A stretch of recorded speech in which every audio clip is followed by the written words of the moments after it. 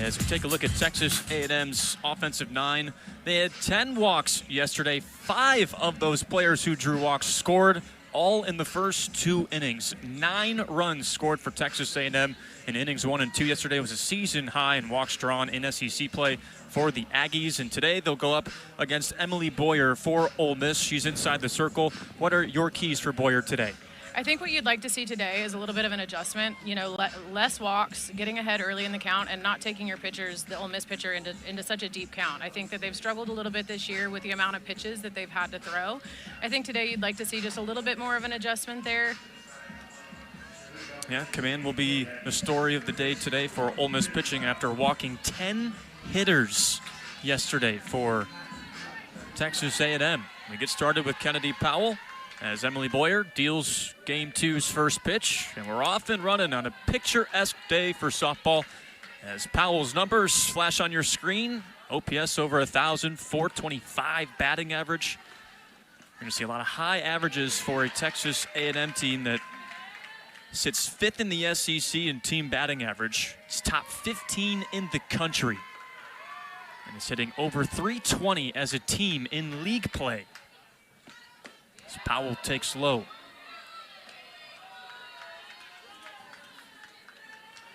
Emily Boyer getting the start today for Ole Miss. Division II transfer from West Texas A&M. His name NFCA D2 National Player of the Year. Also unanimous 2-time D2 All-American. As Powell chops one down the first base line, and it's fair for Powell. It's into the corner. Powell's on her horse to third as George throws it back into the infield. And a leadoff triple for Texas A&M, and their second triple of the series. I mean, again, this is one of those situations you kind of saw them get into early yesterday that you hope that they're able to kind of keep it a halt here. I mean, that ball just gets right down the line, and unfortunately gets completely past left field. I mean, there's no way you don't get on at least 2 or 3 bags there. The 9th triple of Powell's career, her second this season, and much of the same yesterday. A&M getting it going as early as possible. Ole Miss is challenging the fair foul ball over the bag at first base. Calls under further review. All right, sounds good. So whereas it took basically until the late innings yesterday for either of these teams to issue a challenge, we're 1 batter in, and we have our first challenge today. Up and had it early. Whereas our friends in Birmingham maybe needed a couple of cups of coffee when they were watching us yesterday. Probably. This one, not so much. Not so much today. Here's our first look at it.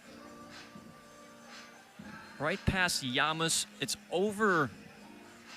Does that hit the bag? It looks like it hits like the back part of the bag almost, which it makes sense on the direction that it ended up taking.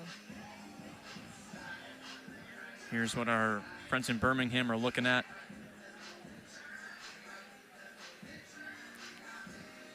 Just past Yamas.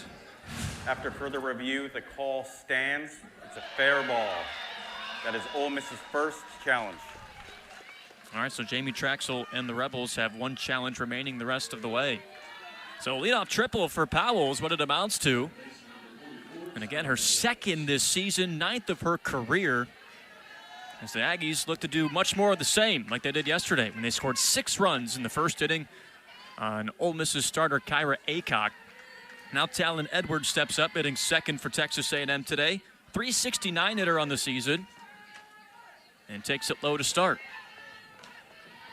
A senior in her first season with A&M. Spent the last 3 years at Oklahoma State. It's 10 multi-hit games this year, 6 multi-RBI games.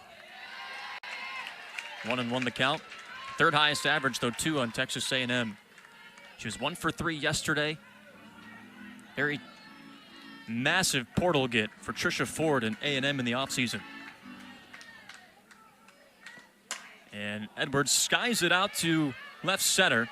And it's Applin who makes the catch. And tagging from third, coming home is Powell. She scores. And A&M has now scored 7 runs in the first inning in this series. That's incredible. I mean, you talk about being aggressive at the plate and just being aggressive on the base paths there. I mean, like you said yesterday, this is exactly how you set that up. And Edwards' second sac fly RBI of the series, too. She had a sac fly ribby in the 5th inning yesterday that put A&M up 10-4. That was at the time. But it is interesting. Texas A&M, they're second in the SEC in sac flies coming into the weekend. They had 20, and they had 2 yesterday. It's top 10 in the country. Whatever gets the runs in, right? Manufacturing, you know? Now it's Maya Perez from Corona, California. The All-American in her 3rd season at Texas A&M. 2-1. A walking machine, Perez. Let's take a look at both Powell and Edwards in the dugout. Like Carly said, manufacturing that first run of the ball game today.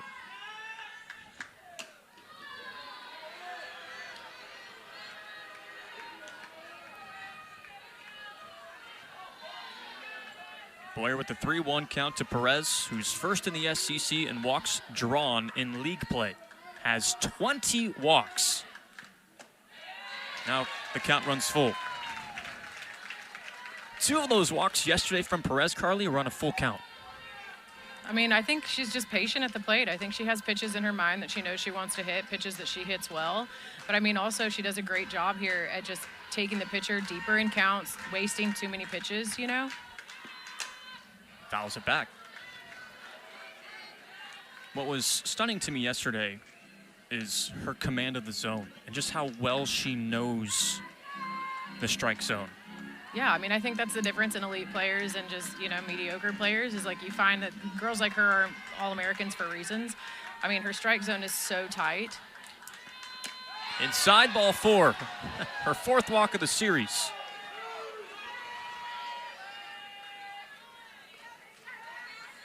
I mean, she can hit homers, too. And I also think that's why so many pitchers are afraid to go at her. Yeah, I think that, you know, it could definitely be a factor in why she gets walked as often is because I think that pitchers may be a little timid to come too close to her, you know, throw at her, kind of choosing to throw a little bit further away, but knowing, too, that she can take that ball over the field. Now it's Michaela Ward.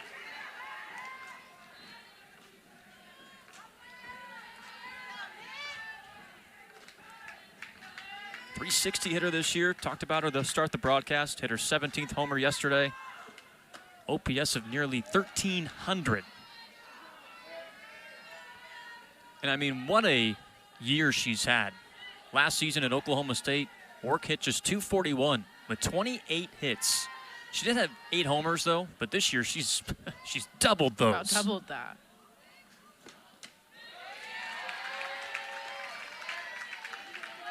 One and 2.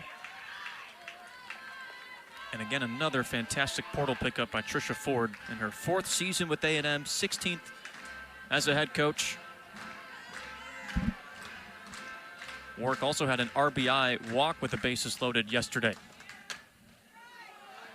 2 balls, 2 strikes. Already a Texas A&M 1-0 lead on a sac fly RBI by Talon Edwards to score Kennedy Powell, who started this game off with a leadoff triple.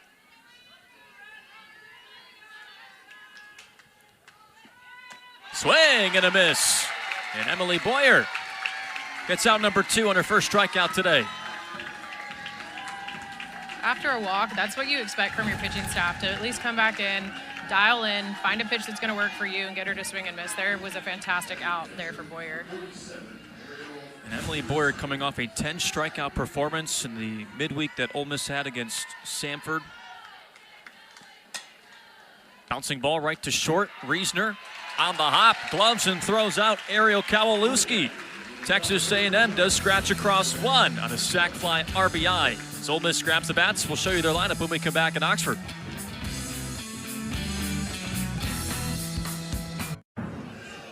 Sydney Peters gets the nod today inside the circle to start game 2 of this 3-game series between Ole Miss and number 13, Texas A&M. Saw her yesterday.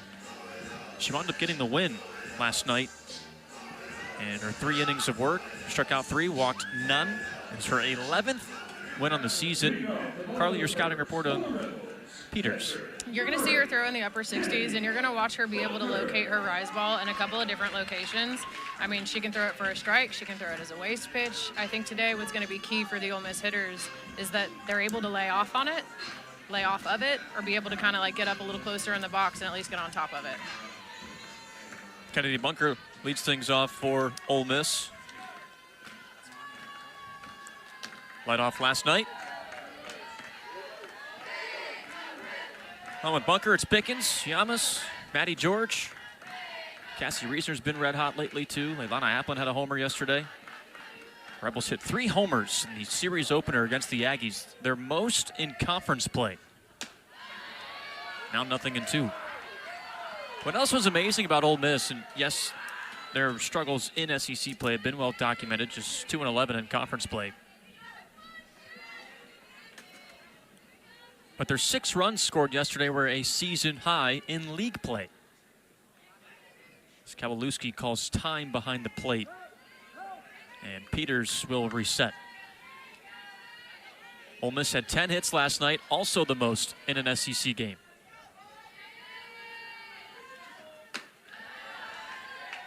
One and 2 to Bunker. But Jamie Traxel telling us yesterday, Carly, that her team's stringing together good practices. Even though the results haven't gone their way, they've been competitive games. Her ball players are making hard contact. Bunker keeps it at 1 and 2. Yeah, I mean, I think that their offense has done a great job of at least, allowing a little bit of production, pushing that production on the board, motivating, their pitchers and their pitching staff to maybe lock in a little bit more. I mean, yesterday, I think, the biggest factor there were the walks. If they can limit those, yesterday's ball game, I think, ends a little bit differently. That hits Bunker. And she's awarded first base. So Ole Miss gets their leadoff hitter aboard in this bottom half of the first, and Jamie Traxel in year 6 led Ole Miss to the Women's College World Series last season, the program's first ever. 5 straight NCAA tournament at large bids, 2 for the Rebels. Their RPI as well, inside the top 20. Mackenzie Pickens at the plate. And she loops one into the basket of KK Dement, the shortstop. Nothing really gets past KK Dement at shortstop.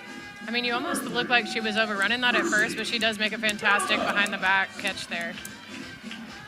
Gosh, you see how quickly she got there, even over the shoulder. What an athletic play. That's not that easy when you're trying to track the ball like that over your shoulder. And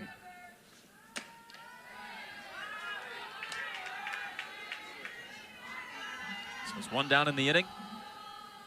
Percy Yamas at the plate and is ahead 1-0.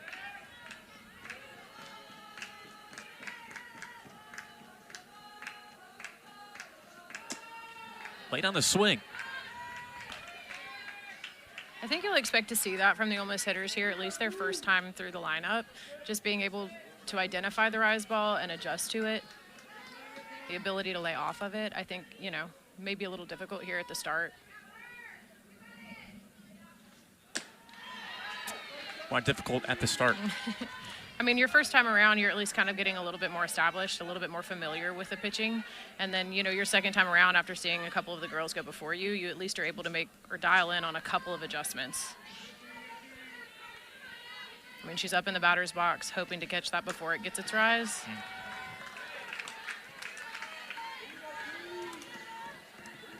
And even with seeing Peters a little bit yesterday, I know it's 3 innings, but how much time really does it take to get used to a pitcher? Well, you hope at this level not very long. I mean, it wasn't that they couldn't produce scores yesterday. I feel like Ole Miss did a great job yesterday offensively. It was just their pitching staff that really kind of lacked for them. Back and miss for Yamas. striking out for just a 12th time this year.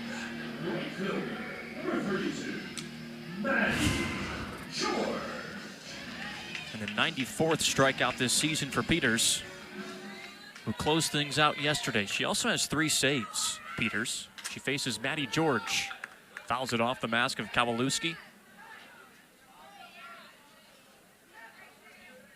It's been a mainstay at catcher, Kowalewski, the midway point in the season. And after taking that foul ball off the mask, Coach Ford and trainer out to just have a check on her.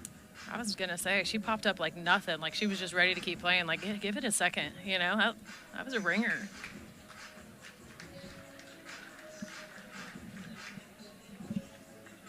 It has to be one of the most difficult positions on the field, catching. Absolutely. Because the physical aspect, yes, but the mental aspect of knowing in-game situations, also trying to stay connected with your pitcher.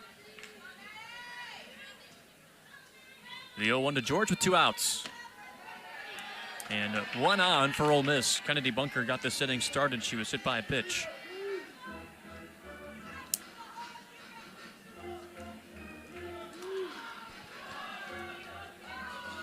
George had 2 home runs yesterday, her second career multi-home run game. She just missed that one, 1 and 2. Leads Ole Miss in homers, RBIs, slugging percentage, total bases and walks. I mean, she's got SEC all-freshman team written all over her. You like to watch her come alive really later in the season, too, after having talked to some of the coaching staff, you know, that at first she kind of struggled in preseason and then even in some of the non-con. You just like watching her come alive, really, in SEC play. You had a rough first weekend in conference play, like you mentioned, Carly. She was 0 for 6 against Alabama. Sure, she got on base a couple times, but she was really hard on herself after that series because she hadn't had a weekend like that. I mean, and that's part of it, isn't that? It's kind of like baseball, you know, you're going to fail. And in order for you, you know, to have any growth or learn anything, you're going to have to kind of learn from some of those mistakes, make some adjustments.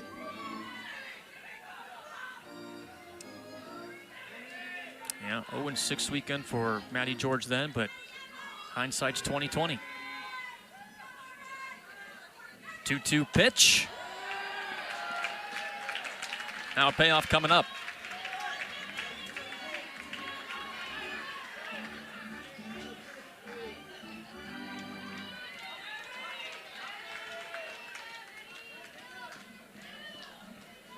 Peters pitched against McNeese earlier this week. Had 5 strikeouts in 3 innings. As George tugs it foul. And the freshman continues to battle inside the box for Ole Miss. Again, 13 homers this year. She's 1 swing away where only one other freshman in Ole Miss history has been before at 14 homers.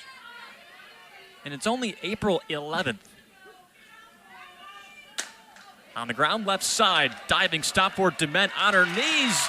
Loses the softball in transition. Now Bunker's on the run. And she's tagged out for out number 3. Critical base running error in this first inning for Ole Miss, and Texas A&M gets out of this inning. That's just a late read. I mean, the hard part there is I think she sees that there's nobody covering third base, but not really realizing how close in proximity the third baseman is, and she tries to take that advancement and just gets caught.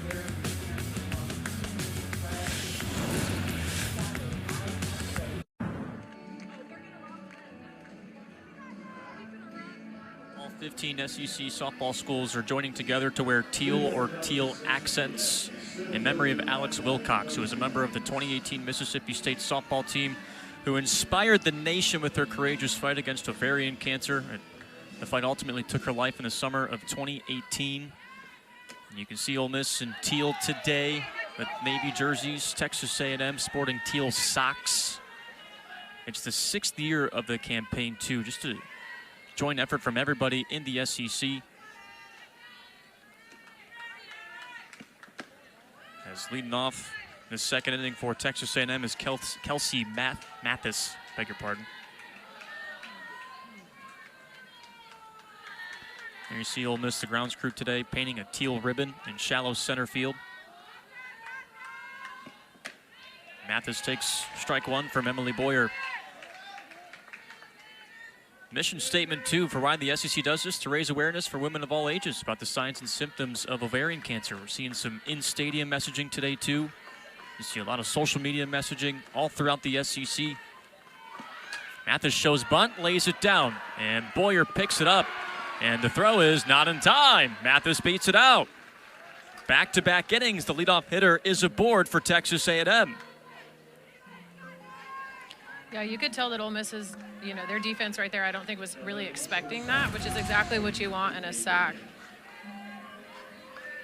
Don't have much coverage there, and I think Pickens was even a little slow to get to first base.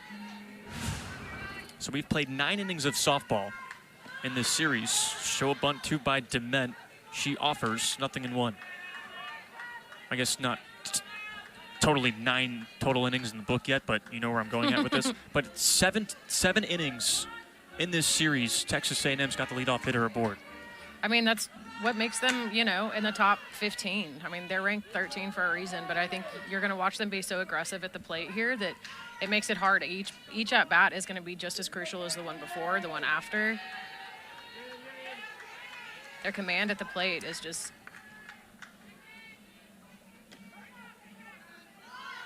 Dement wanted another one. Now it's 1-2. See if she swings away here. Made a fantastic catch in the bottom half of the first inning to rob Mackenzie Pickens from a bloop single. That's why Dement's one of the best shortstops in the country. 2-2. Although her 5-game hit streak was snapped yesterday in our series opener, Dement was 0 for 4.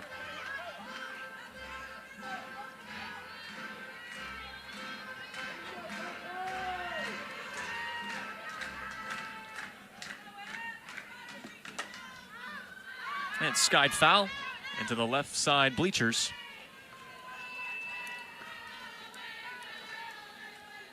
Pop out yesterday for Dement. A bloop that turned into a double play by Ole Miss's Cassie Reisner at short. And she bunted yesterday, but when she put the ball in play, the ball hit her when she was out of the box, and she swings and misses. Emily Boyer has 2 strikeouts in this game.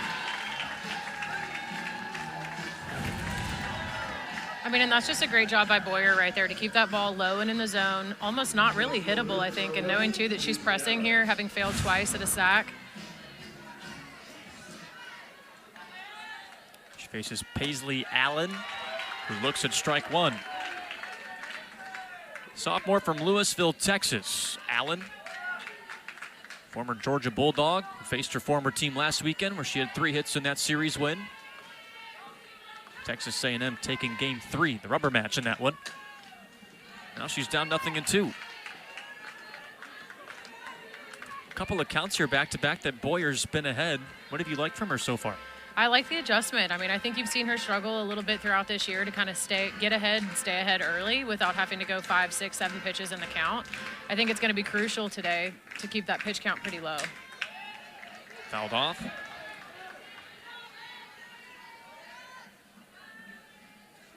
Well, Boyer was impressive in the series win for Ole Miss against Tennessee a couple of weeks ago.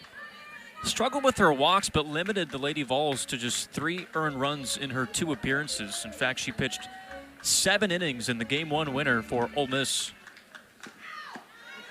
As Allen takes low, the appeal down to first base, and Tatum Stolting says that Allen held up. But Boyer had 7 walks in that Game 1 win against the Lady Vols, struck out 3. And then in the finale, in 2 1/3 innings, she allowed 2 earned runs and walked 3, but didn't strike out anybody.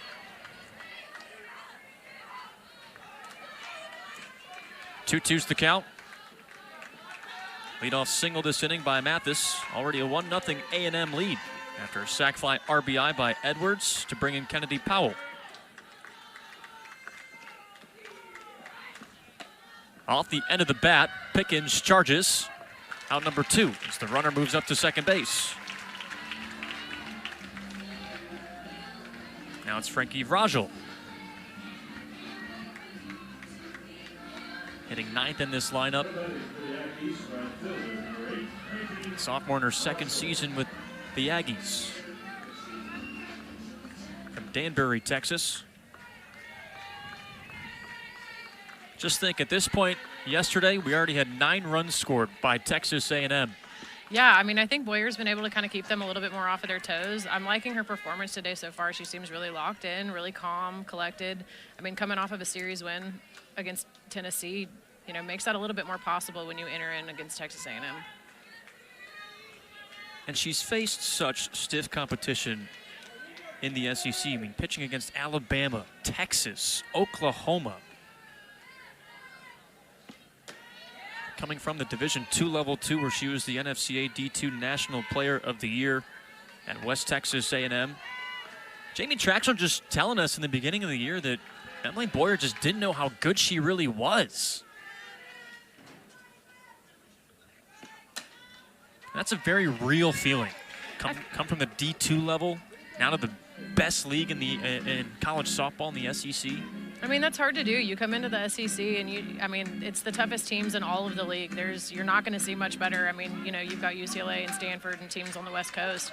But I mean, when you come out to the South, this is the thick of the thick. This is some of the best hitting, some of the best pitching that you'll ever see. Emulating that and being able to kind of take on some of that is solid.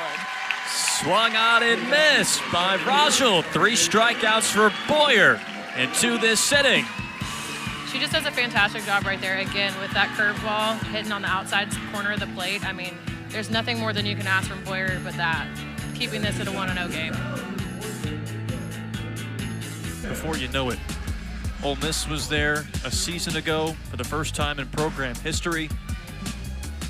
Went 0-2, though, in OKC. Fell to Texas Tech. Had an overtime thriller against Oregon. Came up short in extras. What really was a Cinderella run for Ole Miss last year. And talk about a team that externally had 0 expectations from the softball communities. Cassie Reisner leads off for Ole Miss, down 1-0 to Texas A&M. Now a quick call of time by Alex Leap, our home plate umpire. He's checking up on A&M's dugout. If you take a look at Cassie Reisner's numbers, the junior in her first season with Ole Miss. Batting average up to .349 now in the year. And I think Texas A&M is struggling with their communication system.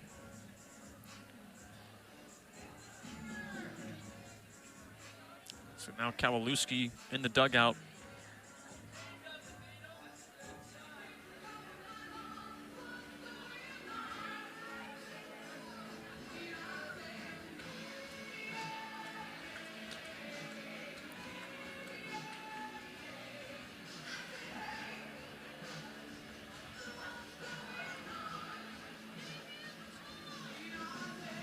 What a solid advancement. I'm like, man, that must be nice. I'd have given anything for some stuff like that. Well, they're switching out what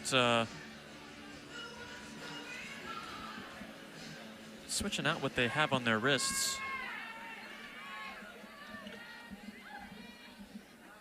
The pitch comm, okay. Looks like we got it going. I wasn't sure if we'd have to go back to hand signals again. Right. Reisner swings and misses. I was going to ask you what those are like, but back in the Stone Age. That wasn't a Stone Age. Back in the Stone Age, you guys didn't have those. Would they know what to do with hand signals? Probably not. As Reisner pummels this high and deep to left. It's gone. Tie game.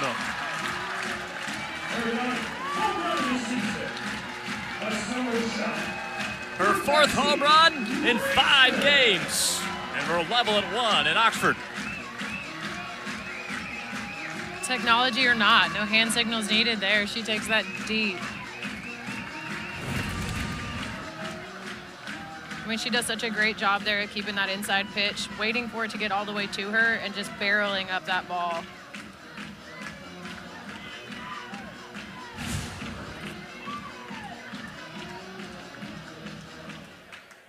Cassie Reisner on a 4-game multi-hit streak. She's now 9 for 15 in her last 5 games. And like I said, 4 homers, 2 in this span. Now 10 RBIs. We talk about Maddie George right at the top of the broadcast, but Cassie Reisner is just as hot, if not hotter, at the plate. And now Trisha Ford pulled in her entire infield to talk about Taylor Roman. Potentially just any other adjustments. And it looks like Texas A&M, again, is changing out the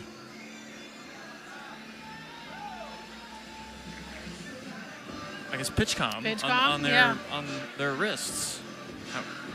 I don't know if it's not working or maybe Ole Miss has, I don't want to say an advantage here.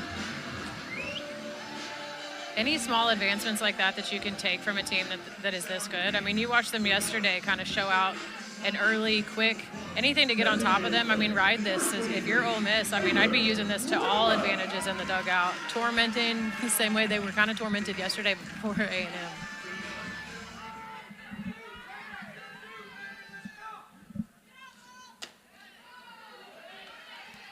Roman takes a first pitch strike. Again, we didn't see this at all yesterday for A&M. Just don't know if Ole Miss has some type of leg up on what's coming from Peters. Maybe they noticed something yesterday with her. So Roman offers at it low and away.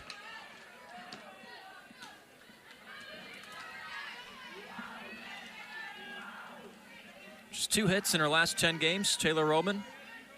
One of those 2 being a home run against Memphis in a midweek.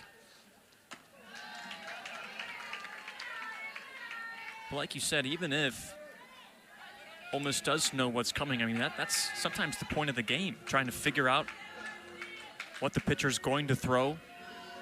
Yeah, I mean, it's the hardest advantage that you can have. I mean, the toughest advantage you could have in the dugout, being able to acknowledge and identify when that off speed is going to come, like it just did there for Taylor Roman. I mean, her off speed is going to be stellar for her, and something they're also going to have to either learn to get on top of or wait back on. Well, Taylor Roman didn't know what was coming there. As Leilana Applin steps up. She homered yesterday. 3 on the year for Applin, another player that Ole Miss brought up to the SEC from the Division II ranks, coming from Angelo State in San Angelo, Texas. About 260 miles southwest of Dallas. Don't know why I'm saying that when we have half a Texas audience. They know where San Angelo is. 1-1 to Applin, who's from Stamford, Texas. 1-2. Had to be pretty cool for Applin to homer yesterday. Solo shot. But she's 4 for 23 at the plate in conference play. She's played in all but 1 SEC game this season for Ole Miss. Bouncing ball back up the middle. Dement off the dirt, throws to first in time. At least for now. Morgan Cleveman, the first base coach for Ole Miss, immediately telling Jamie Traxel to challenge this. Ole Miss is challenging the out call at first base. The call is under further review.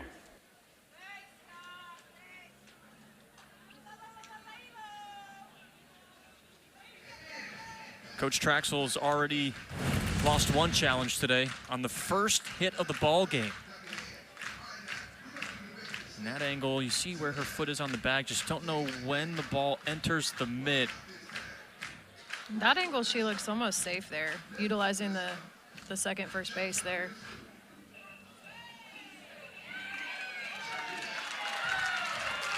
In venue, they're seeing it.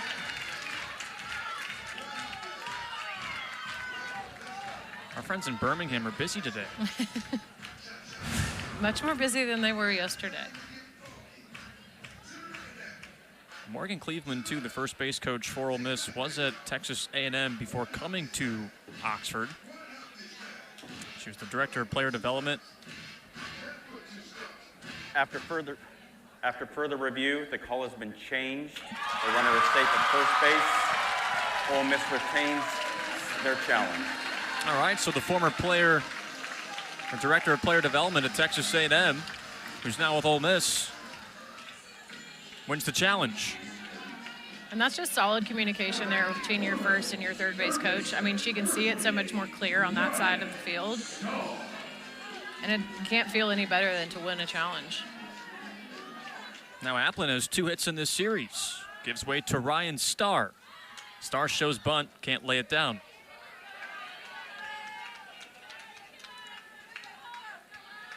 This game got started with the leadoff triple to begin the ball game. Kennedy Powell's second triple on the year.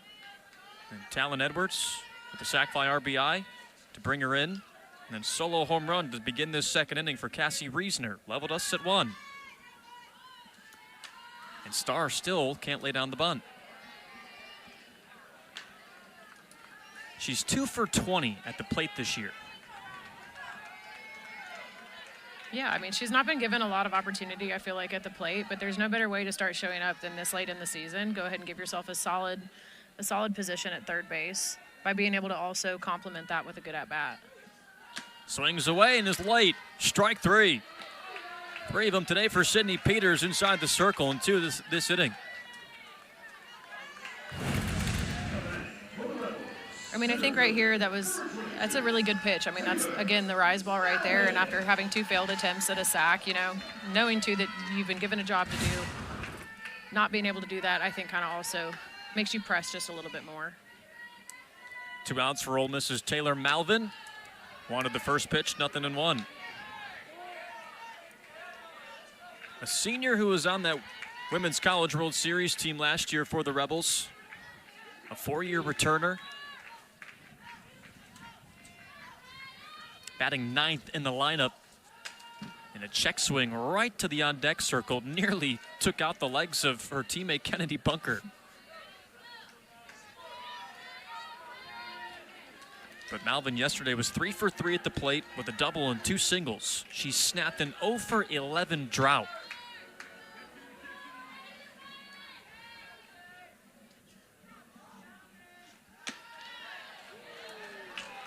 One and 2.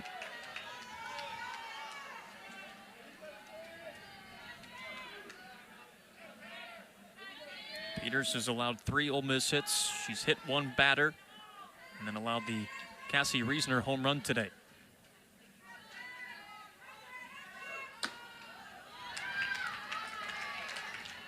Ole Miss trying to even the series. After falling 10-6 last night, they were down 9-0 after the top half of the second inning. Not the case today.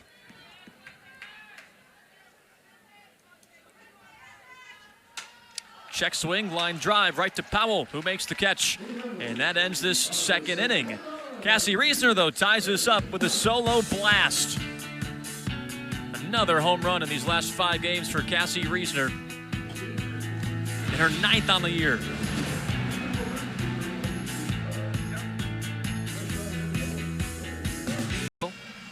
Chat with one of her assistant coaches. Year 4 for Coach Ford in College Station. Before she was at Texas A&M, led Arizona State to the 2018 Women's College World Series. Over 550 wins in her career.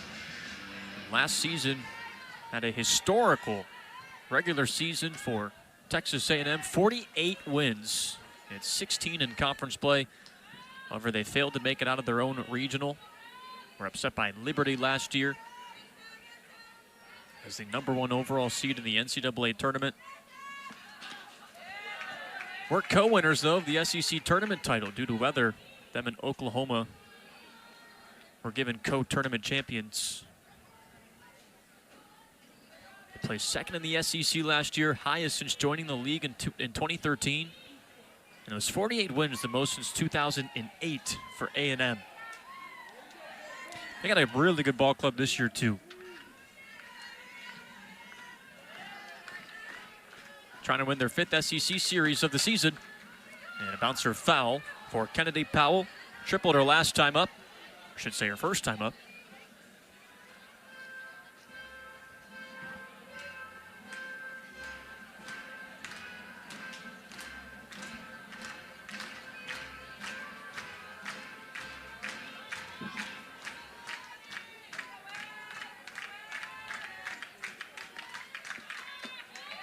And a 1-2 misses.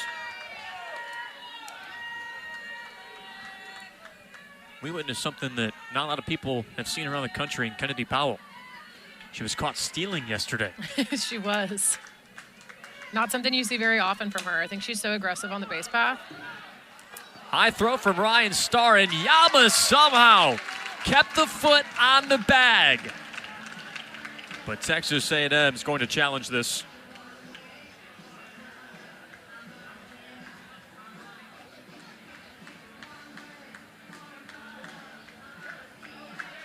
Our officials are going to get together. Alex Leap, Tatum Stolting, Scott Mayer.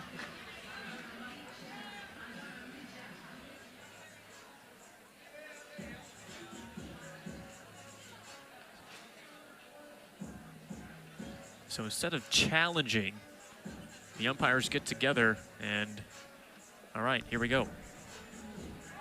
After umpire consultation, the runner has been ruled safe.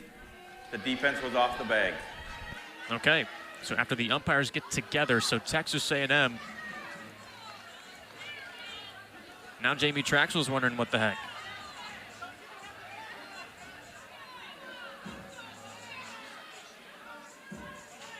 So the explanation here is why the call was changed without a review. Right. I mean, and I'm not really surprised there. I think with that much commotion and chaos right there just in front of the bag as she's approaching it. I mean, she's definitely safe. You see Yamas's foot's not on the bag. Not even on there. Yeah, without a doubt. So they would have won the challenge regardless.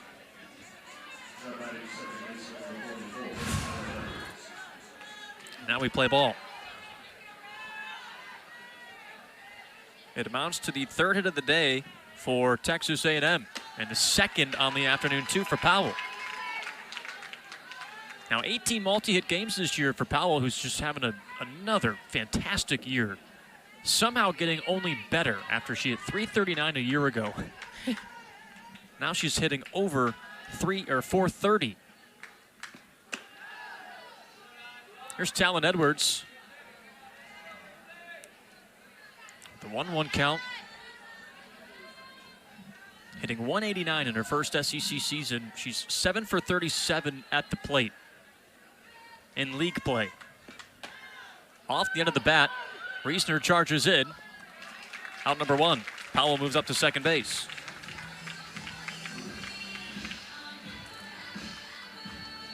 But Edwards was the reason why Texas A&M scored their first run today. That sac fly RBI back in the first to score Powell.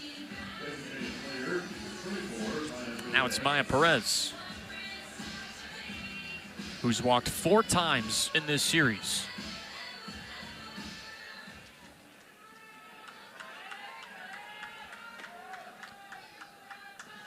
This is her 7th plate appearance this afternoon.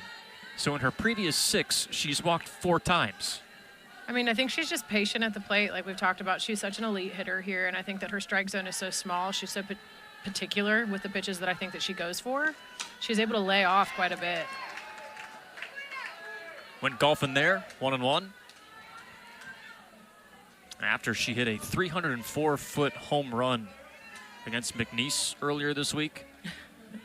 Coach Ford said, she's a nightmare. Just very happy she's on our team. Well, she pops up. Who's got it for Ole Miss? 3 Navy jerseys came in. Kenzie Pickens makes the catch. You can tell the sun was in her eyes, too. After she made that catch, she squeezed her eyes shut immediately when it hit her glove. She's had a tough time with the sun for the last 2 days, but it is one of the hardest positions to play on this Ole Miss field because you are really, you're directly in the sun. Your line of view is, for the most part, sunshine, unless it's not out. Just the 2nd time all weekend that Perez has been retired. Here's Michaela Wark.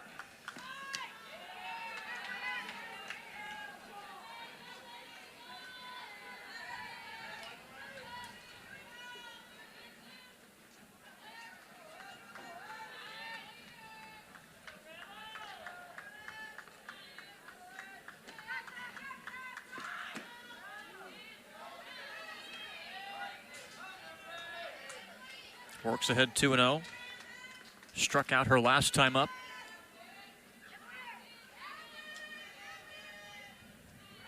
She struck out just 20 times this year. Now Boyer is behind in the count, 3-0.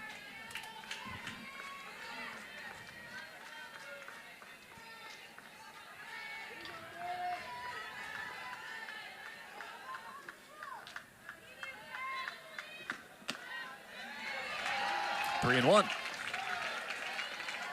to a hitter in the SEC who has 6 homers in conference play. And who had 4 RBIs yesterday against Ole Miss. Cut on and missed. 3-2. Payoff coming for Boyer, who has 3 strikeouts today. Has only conceded 1 run. That was back in the first. Payoff pitch. And the inning continues. Second walk of the day for Boyer. I know she's had 2 walks today, but I think that you've seen like a stronger pitching outing from her today. I mean, being able to kind of locate the ball a little bit more. You're seeing her use her changeup as a strike.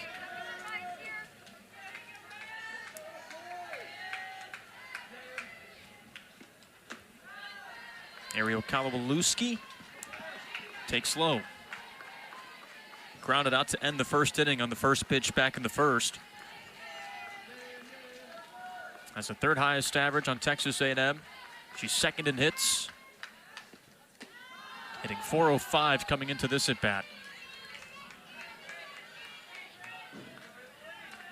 And now Kennedy Bunker, catcher for Ole Miss, wants to have a town hall meeting. A little bit of you and me time for Ole Miss to chat things over.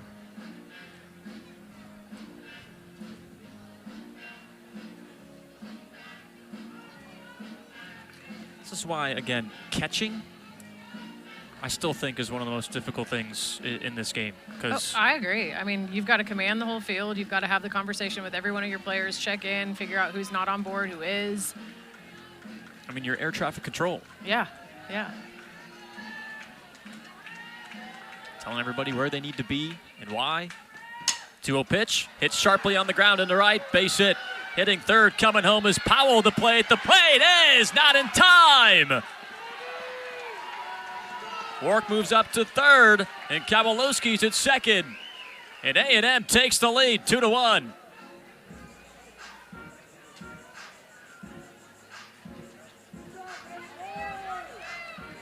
Kowalewski's 32nd RBI this season. I mean, I think if that throw was a little bit more on target, I think that would have been a little bit more of a solid outing there. And the throw from the freshman George in right field. It's the first time in her entire life she's playing outfield.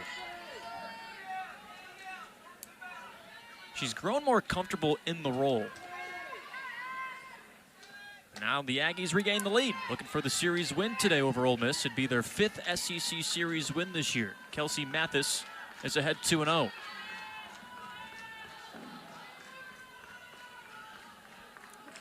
Now Nancy Evans coming out to the circle to have a chat with Boyer.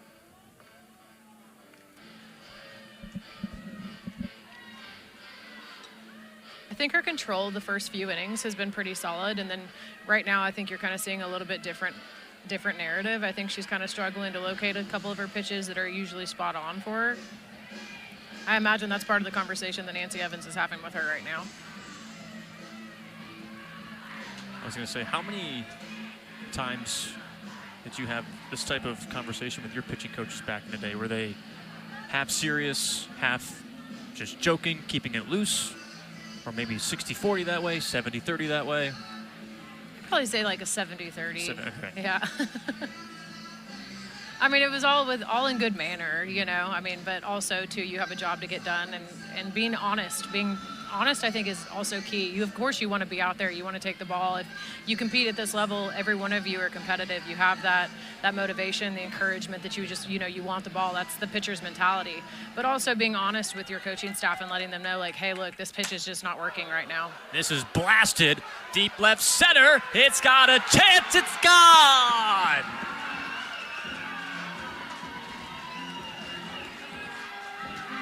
A 3-run shot for Mathis here in the third.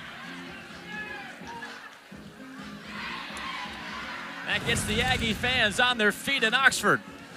I mean, she just sits back on that off-speed pitch, and I imagine that's part of what that conversation was about, trying to locate that pitch a little bit lower in the zone, not allowing that hitter to go ahead and get a hold of it all. Her 4th homer on the year. It's 5-1 Texas A&M.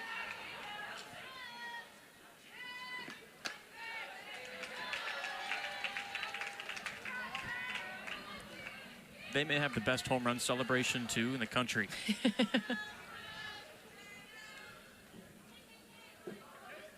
Now it's KK DeBen, who struck out her last time up.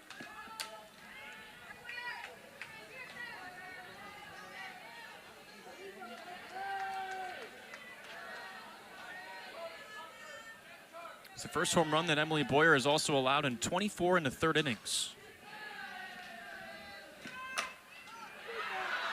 Chopped by the diving star Ann Riesner into left. 2-out base hit for KK DeBent, her first hit of the series. And the Aggies continue to do this with 2 outs.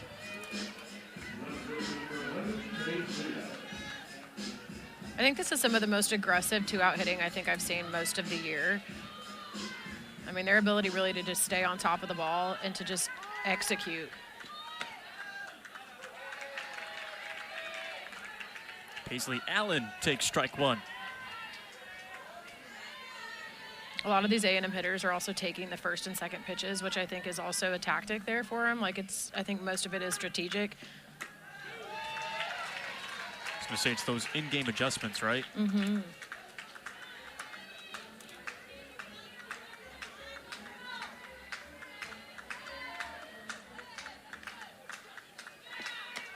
Boyer's 0-2 off the plate. Crowd wanted it. Boyer giving up her 17th homer this season. First homer she's allowed since the 5 she gave up against Oklahoma back in late March. Got her swinging upstairs to chase. Kelsey Mathis gives Texas A&M a 4-run lead on this 2-out, 3-run shot to left. And she giddied on up back to the dugout. And now her team will grab the gloves and come back out in the bottom half of the 3rd.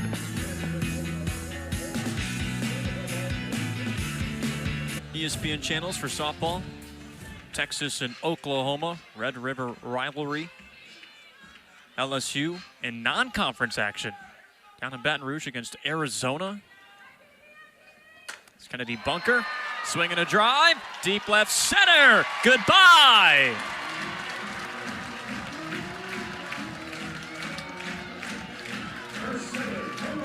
And a way to respond for the Rebels after allowing a 4 spot to Texas A&M in the top half of this 3rd. Bunker's 7th on the season. I mean, and that's just an aggressive at-bat. I mean, the first pitch, she takes absolutely yard.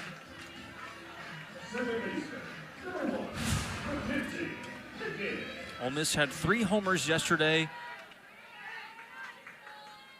A series, or I should say, a SEC game high. As Pickens takes up and in for ball 1. She nearly had a home run yesterday. Pickens hit it 219 feet to dead center. She just needed 1 extra foot and a half. And it would have been gone. But maybe she's starting to break out of her funk. She had a double yesterday. And again, that near home run. Her numbers just aren't as high as they were last year. And I mean, they were pretty impressive for a freshman in her first season. And she hit .328, had 57 hits, 8 homers. And talking to Jamie Traxel yesterday too, she said the same thing. It's just, you know, teams have a heat map on her now, and it's that second-year adjustment that teams are making against her. Yeah, I mean, I think this year she's been a little bit more patient at the plate. I mean, she's had a lot more, she's been hit by pitches a lot more. I think that her approach is a little bit different, which is also, you know, a little tough, like you said, after having 1 year in the SEC and having the advancements that she has with, you know, players, coaches being able to get solid eyes on her, makes her a little bit harder to throw to. And a clear example there, works the walk. 19 for her this year. She walked 22 times last year. Jamie Traxel said, hey, shoot her, shoot. I want her to just keep going up there with a competitive approach, with the objective just to get on base. First walk, 2 allowed by Peters today.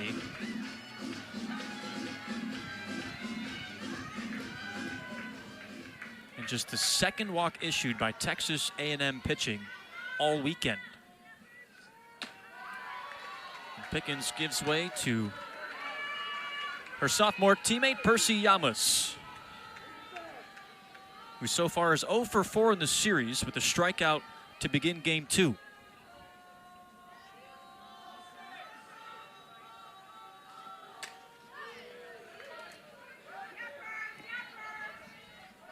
Someone who doesn't strike out a lot, Percy Yamas. Last year, she struck out just 11 times.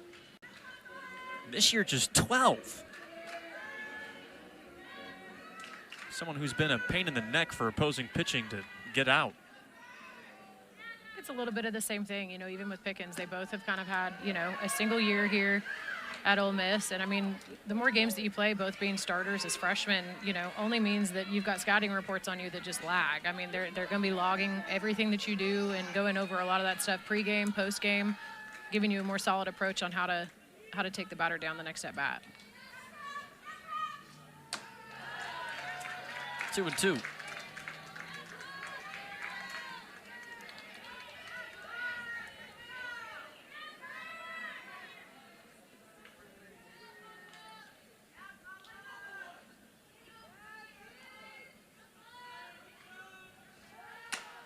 Yamas flies it out to left. And Allen makes the squeeze. Out number 1. Now Yamas 0 for 2 today. Here comes one of Ole Miss's home run threats. In fact, their top threat, Maddie George.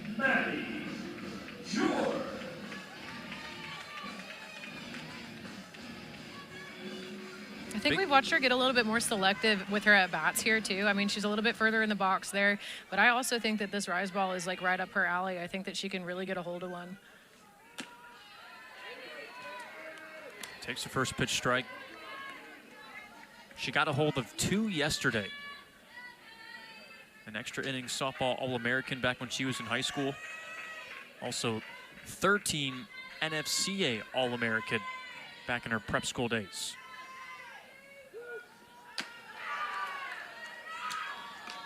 Already a single today for George. She's back in the first inning, but Kennedy Bunker was retired, trying to motor her way over to third base.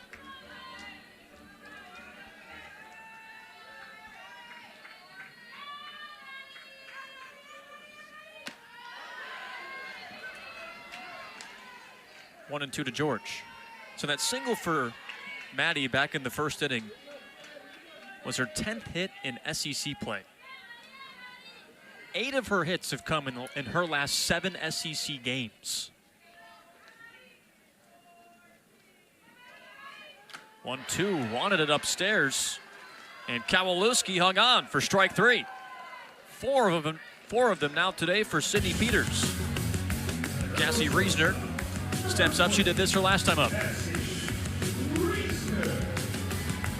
A no-doubter for Ole Miss's hottest hitter right now.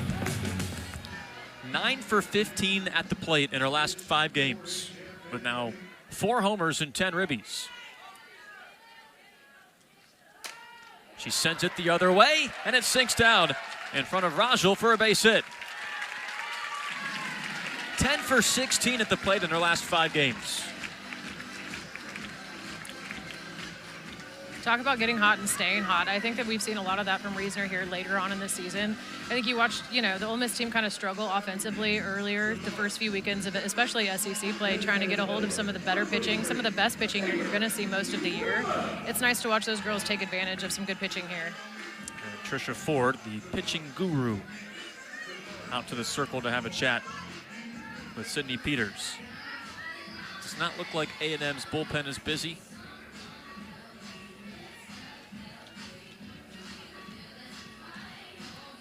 Trisha Ford openly admits to being very nerdy when it comes to pitching analytics and a lot of the things that go behind spin rate and all those things, heat maps and charts. And you have someone like Sydney Peters who's into that stuff too. But in lesson team yesterday, she was like, just tell me where to throw the ball. Right. I'm not into that stuff. She thinks it's cool, right? But just tell me where to throw the ball. She'll use the advancements, but... Well, the big spot here for Taylor Roman, who's struggled in her last 3 SEC series, including this one. She's 1 for 15 at the plate.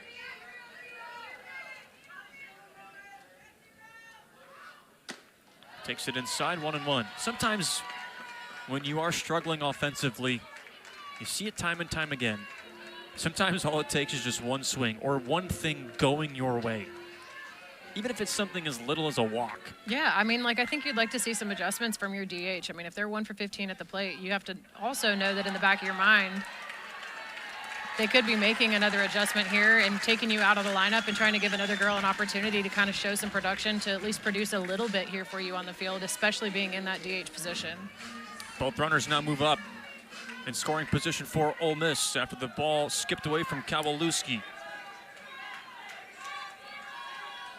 2 outs, 3-0 count to Roman. She has the green light on a 3-0. I don't know if that's a good 3-0 pitch to swing at. Personal opinion, though. Maybe.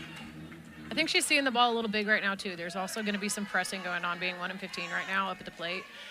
You're going to be seeing the ball a lot bigger. Ball 4. Bases loaded. So 2 walks today for Peters. Her 3rd free pass, too, on the day. Both walks coming this inning. Can Ole Miss give Texas A&M a little taste of their own medicine? After A&M drew 10 walks yesterday, scored 5 runs off those walks.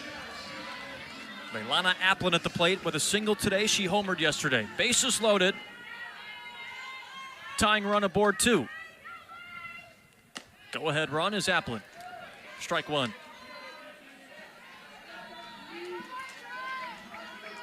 The Aggies had a 4 spot in the top half of this 3rd. 3 of them by Kelsey Mathis in her 3-run shot with 2 outs.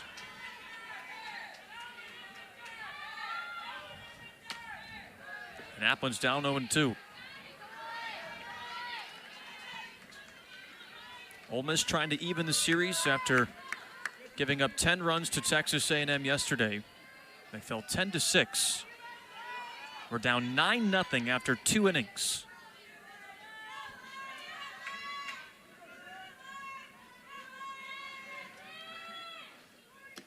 And Peters escapes.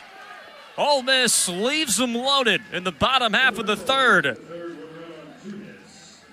Now the Aggies lead by 3 after this Kennedy Bunker solo home run. But Ole Miss misses out on a massive opportunity with bases loaded. Through 3 in Oxford. And her first against an SEC opponent yesterday, too. Florida in the driver's seat for a series win there. Did you catch what happened late night yesterday between Florida State and Stanford? No. I was in bed by 9:45. No. Stanford had a walk-off grand slam to take down Florida State. show a bunt, beautifully put down by Vrajel. Throw to first base is in time. Beautifully done by Ole Miss defensively to get out number one and Texas A&M's 9-spot hitter.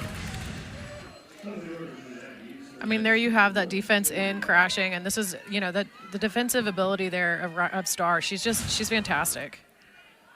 It's her 13th straight game in the hot corner at third base. Seen Grace Thompson in that spot before, too, for Ole Miss at the start of the year. Jamie Traxel electing to go with Star at this midway point in the season. And again, her defensive capabilities are just, well, 5-star. Hate to be cliche, I like but what you did there. Kennedy Powell at the plate, low and away, 1-1.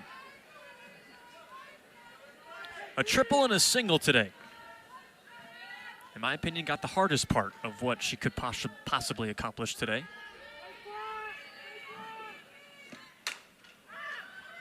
Aired out left side, Applin's on the run and can't get there.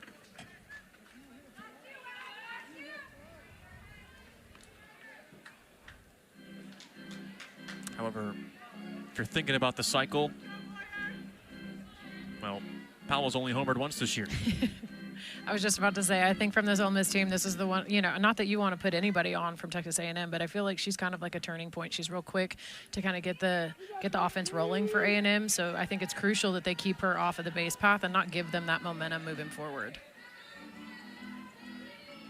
Conroe, Texas native, began her career at UCLA and was a stud. As a freshman, she was all-region.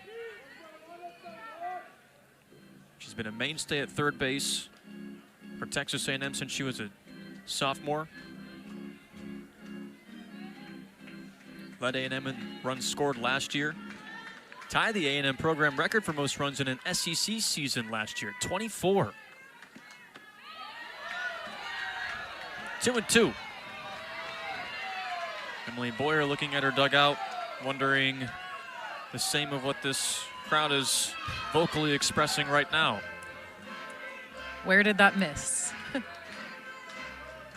as a pitcher, you can't show that emotion, can you? You're not supposed to, no. No.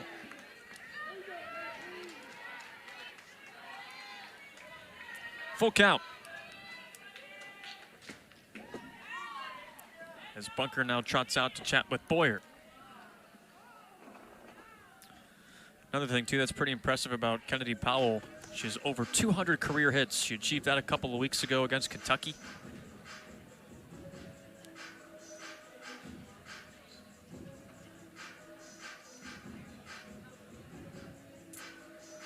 Now has 3 multi-hit games in her last 4. And 7 total multi-hit games in conference play. I think we have a all-conference honoree at the plate here. Full count pitch is hit into deep left. Applin ranges back and near the line to make the catch. 2 away.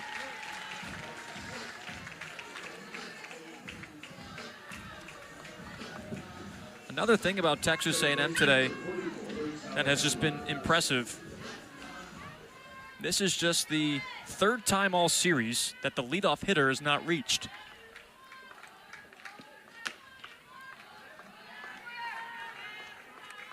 I mean, I think that that's also crucial for the Ole Miss Rebels. They've got to be able to keep some of their girls from reaching the base paths because once they get on there, they're so aggressive. I mean, I feel like things kind of just start to shake loose once that happens for them.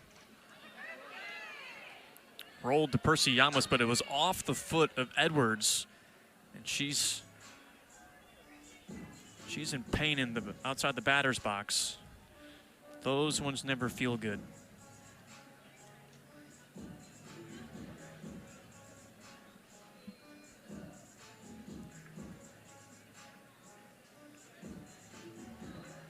But we've played 11 innings of softball. This is inning number 11. And you mean to tell me that the leadoff hitter for A&M has reached 8 times? See exactly where this hit for Edwards. Inside part of the foot, or was that more on top of the toes? Sometimes it's tough to tell. Good news is that she's going to grab the bat and do this again. Sometimes those cleats can only offer so much protection. I was going to say, I'm surprised by the amount of batters for the Texas A&M team that aren't wearing some of the the shin guards or the ankle guards there. I mean, and she's one of them, but I bet right now you're wishing that you had one on. Fouls it off. She's behind 1-2.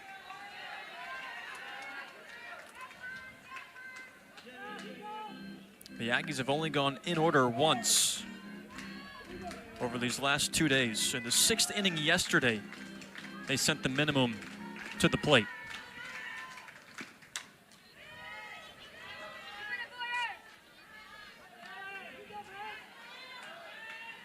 Aggies on top 5-2. On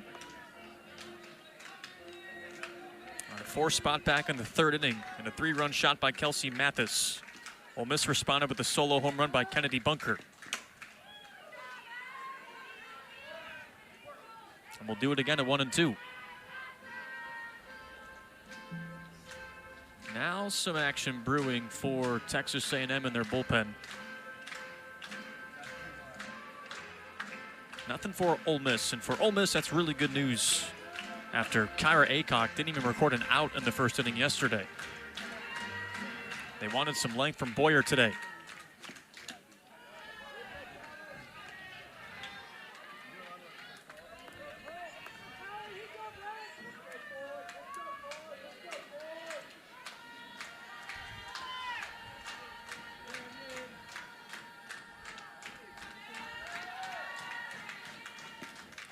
Two gets her to chase as Bunker throws to first to complete the 3rd and final out of this 4th inning. I mean, and that's just a fantastic job by Boyer there with that off-speed pitch. That's exactly where you want to place it. I don't know if I would have with that deep of a count, but I mean, bouncing that just before the plate is a solid way to get your team back in the dugout and see what you can do offensively. In Oxford, Mississippi, game 2 of our 3-game series between Ole Miss and 13th ranked Texas A&M. Carly Hummel and Jay Kermata with you. Jack Robertson directing. Mason Atkins producing. Being taken care of by the best crew in the SEC. 8-9-1 hitters in this Ole Miss lineup due up in the home half of the 4th inning. Ryan Starr struck out her first time up and takes a first pitch strike. 5 strikeouts today for the Aggies starter Sydney Peters. Now at 98 strikeouts this season. Fouled behind home plate, and Starr down in a 0-2 count like she was in her first at-bat. But Peters, strikeouts per 7, a little over 8. It's 10th in the SEC. 12th in total strikeouts, too.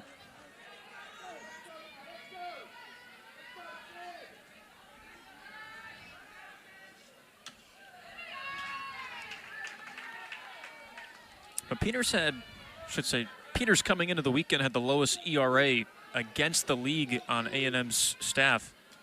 2.96 ERA in 8 appearances. This is her 4th start, 2 in conference play. She's 3-1 in decisions.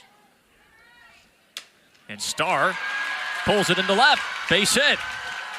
And a leadoff single for Ole Miss. And Ole Miss has had the leadoff hitter aboard in every inning thus far in this game. Just her 3rd hit this year.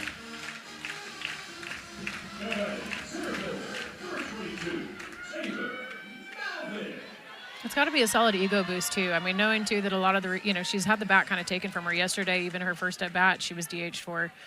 And so, I mean, I think that's exactly what she needs right now to kind of get herself started later on in the season. Taylor Malvin hitting 9th. Showed bunt, pulled back.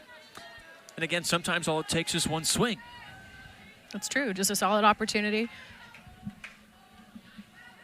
Starr's got speed as well. 9 stolen bases this year for the Rebels. It's 11th in the SEC. However, with someone like Malvin, who was 3 for 3 yesterday, and is hitting .310 this season, I doubt they'll just let Malvin swing away. No, maybe not. Shows bunt again.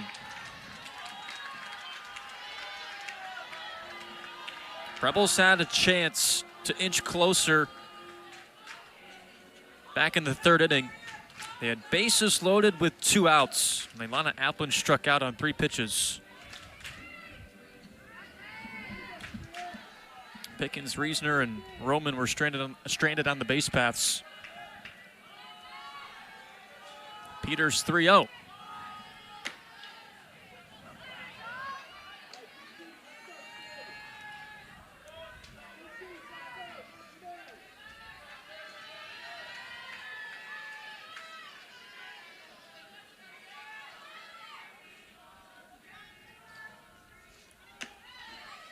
From 3-0 to 3-2.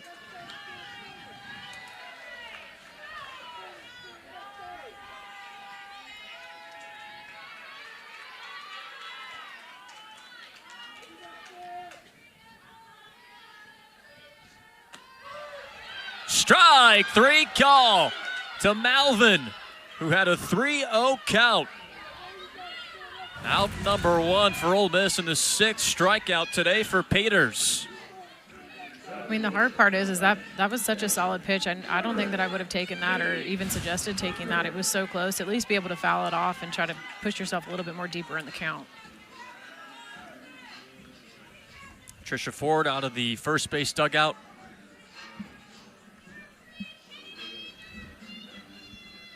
We're going to have a pitching change for Texas A&M.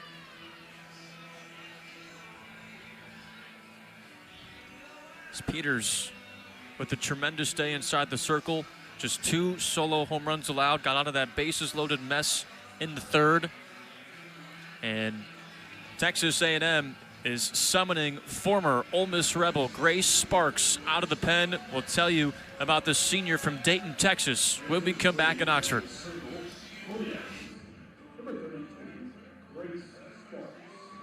Struck out 6 batters, getting her up to 99 total now on the season. And only allowing 2 solo home runs to Ole Miss.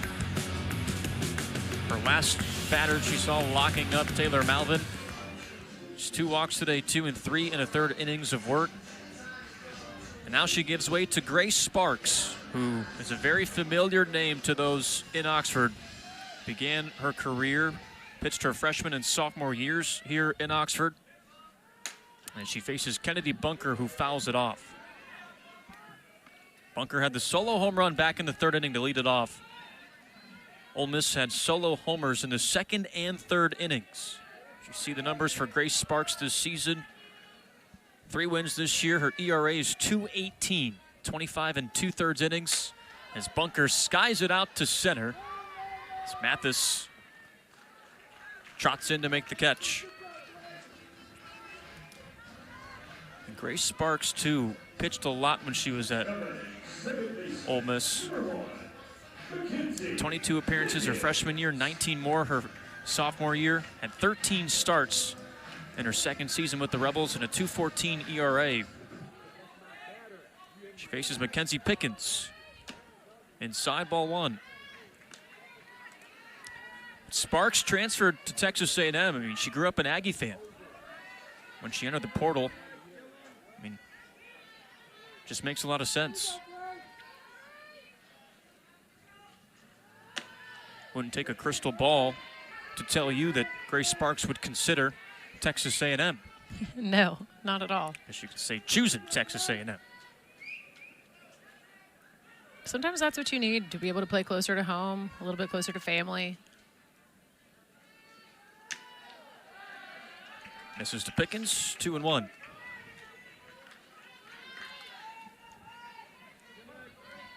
But she missed facing a couple of her teammates in this inning, Ryan Starr and Taylor Malvin. Just a few Rebels from when she was here are still on this roster. Pickens now 2-2.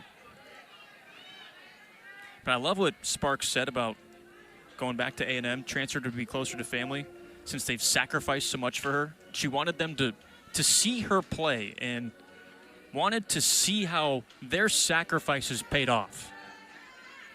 Wanted her family in the stands to see her play. The 2-2. Kind of pulls the heartstrings a little bit. It does, just a little bit.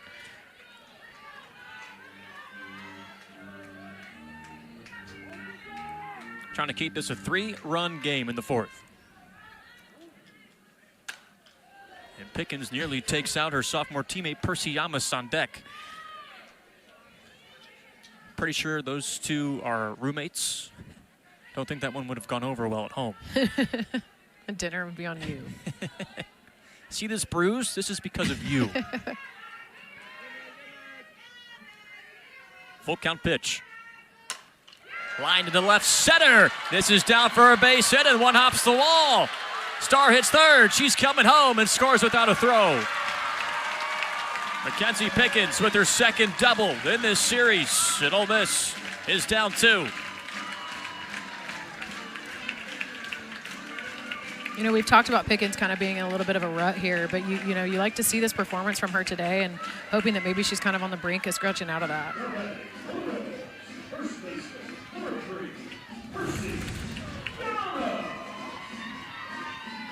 Again, like Jamie Traxel said, she wants her shooter to keep shooting. And that's Mackenzie Pickens. Yamas fouls off the first pitch, 0-1 to start. That run charged to Sydney Peters, so now she's allowed 3 runs in this outing.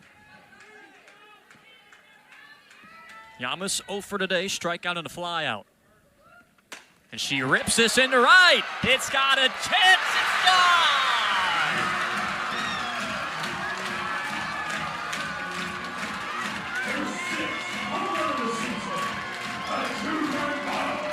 Yamas ties this game at 5 in the 4th.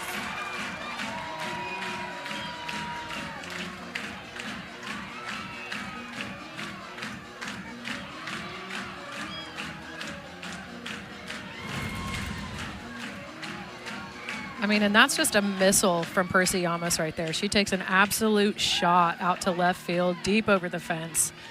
I mean, the hardest part about having Sparks come in is she's also an upper 60s rise ball pitcher. And, you know, for the most part, she's usually pretty solid at having a high percentage of ground balls. But I think here, Ole Miss just kind of has her number today.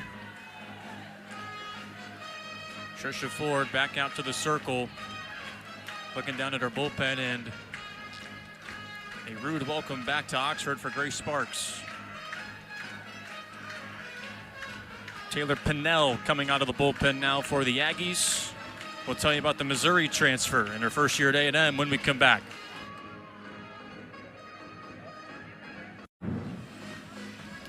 It's Taylor Pinnell for Texas A&M, the senior in her first season with Texas A&M. Spent the last 3 years at Missouri. A couple of years ago, Pinnell had 15 saves for the Tigers. Those are her numbers this season.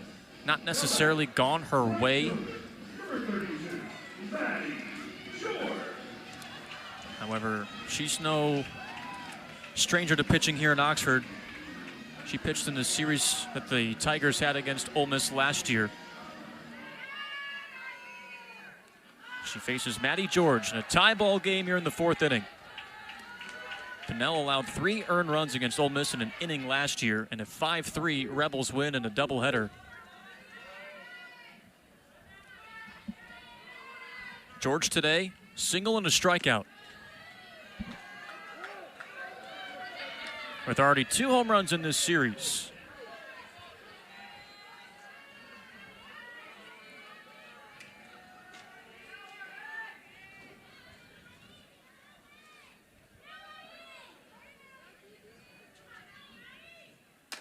George, a bouncer to first base, and it's foul.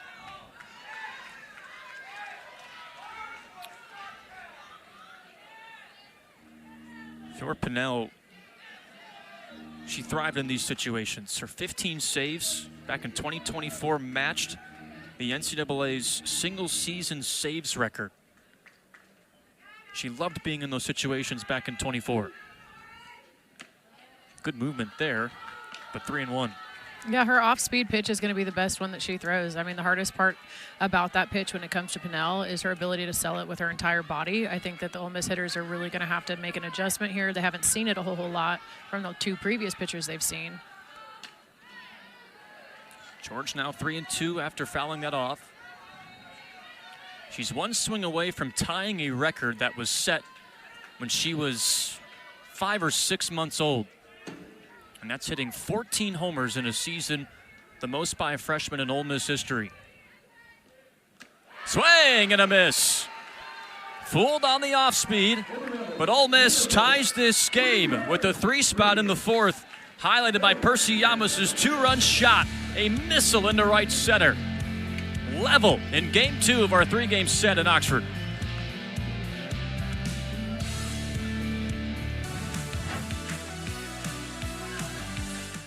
And Perez leading off this inning in the 5th. Brand new ball game, tied up at 5.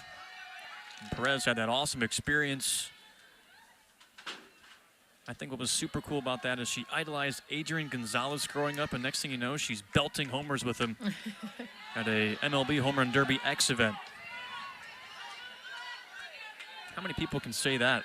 They wound up on the same Home Run Derby team as their favorite player growing up. Not very many. Gotta love baseball and softball. 2-0 to Perez. And she takes strike 1. Popped up her last time up. She's only been retired twice in this series with 4 walks. She also singled yesterday. And Boyer's 2-1.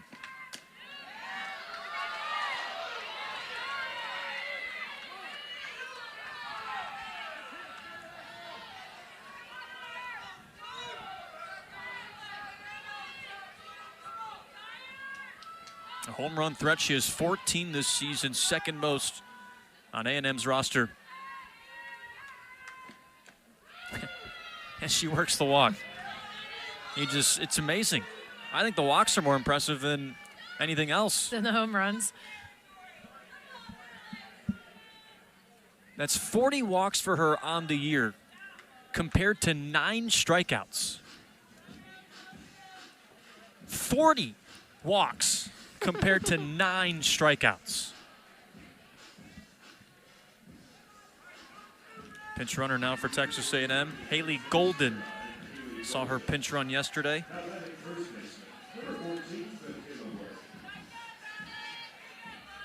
Three walks today for Emily Boyer as well. Here's Michaela Wark. Had a 3-run home run yesterday in the 2nd inning. 4 RBIs total in the series opener. That's her only hit, though, this weekend.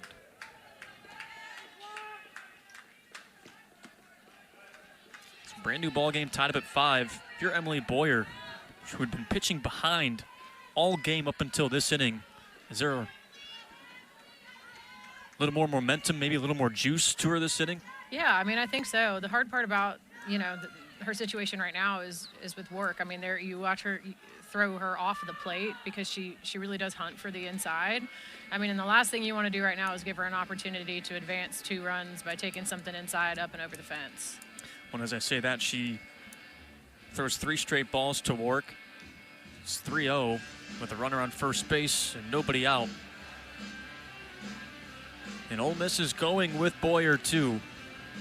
Nobody in their bullpen getting loose. And maybe it's because they're ready out there. As Jamie Traxel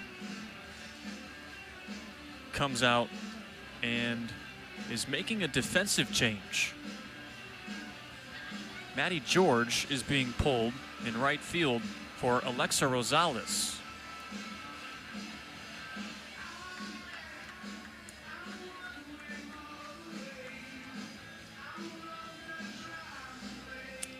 This may be because Traxel, again, we talked about Maddie George not being a natural right fielder, having not played outfield her entire life until this year. Right. So maybe this may need a little bit more speed out there right now, given the circumstance and the situation with the game being 5-5. Speed, maybe. Agility. Yeah, strength and The way Rosales throws could be a lot of factors as she plays deep right against Warku. Takes low, ball 4. And she also hit her home run yesterday, too, into right.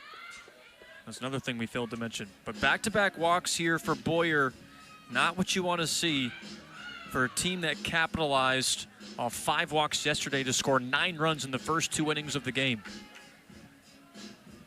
Right. I mean, and with no outs right now, this is the momentum that, you know, if you're the Aggies are looking for. Ansley Gross comes into pinch run for Ward. Now they've got speed on the base paths too, A&M, with nobody out. And Ariel Kowalewski at the plate. RBI single back in the 3rd inning. Strike 1. Emily Boyer putting an end to the ball 5 chance from the dugout real quick. Yeah. You kind of have to. You don't want that number to keep growing. That's also a baseball tradition too. Not sure if you caught the Texas A&M baseball game last night. Again, probably not. I was in bed at 9:45. The ball 5 to Booze as Bluebell Park just say they welcomed Jim Schlossnagel back accordingly, we'll say. Their former baseball coach. I'm just going to say, Aggie fans, that was cinema, by the way.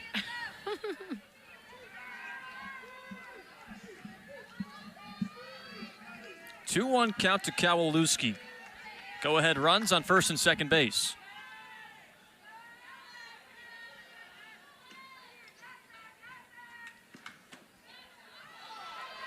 And a hitter's 3-1 count. What's going on with Boyer here in the 5th?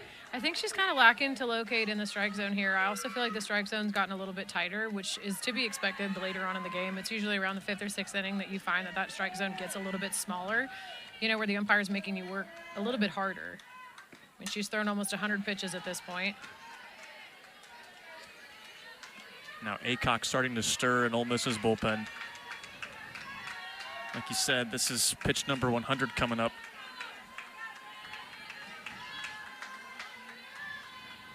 Tied up at 5 after Ole Miss's 3 spot in the bottom half of the 4th. Ball 4. 3 walks in this 5th inning. Nobody out. Now 5 total today for Boyer. And Nancy Evans coming out, the pitching coach for Ole Miss. And they're going to talk this one over because Mathis had a shot well beyond left fielder last time up. Celebration. All the glitter, all the sparkle. Oh, the best.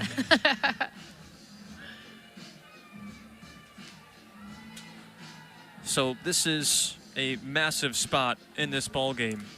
Bases juiced, nobody out.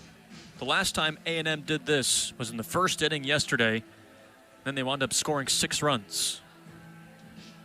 I mean, I think part of the conversation, you know, Nancy Evans is having right now is like, how much do you have left in the tank while you give Aycock a little bit more time to get warmed up? You know, 2 minutes ago, she wasn't in there. So, I mean, it's going to take her a couple minutes, a little bit to go ahead and get herself ready before making that shift or that change.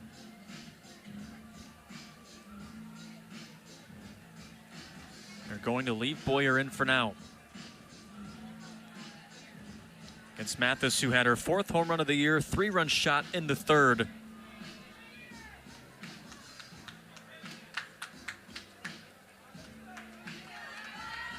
That put Texas A&M up 5-1 at the time. See if A&M could do some damage. Bases loaded and nobody out.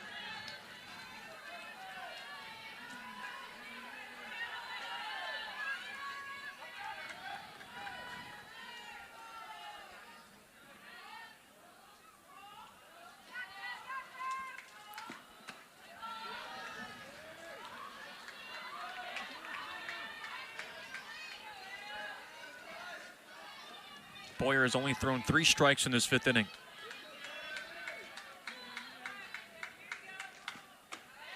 There's 4.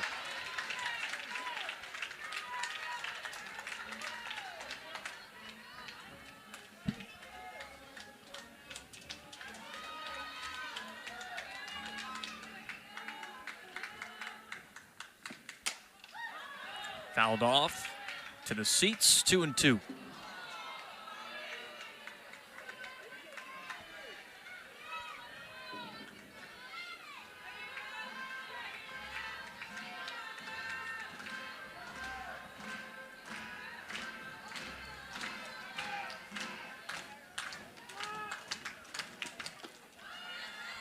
And a full count. Aggies with the bases loaded and no hits in this fifth. All free passes from Boyer, who's one pitch away from her fourth consecutive walk in this fifth. Chopped to short. Reisner comes on, and one run is in as it spills into left. Reisner wanted interference on the Aggies. The umps say no for now. Two come in for Texas A&M.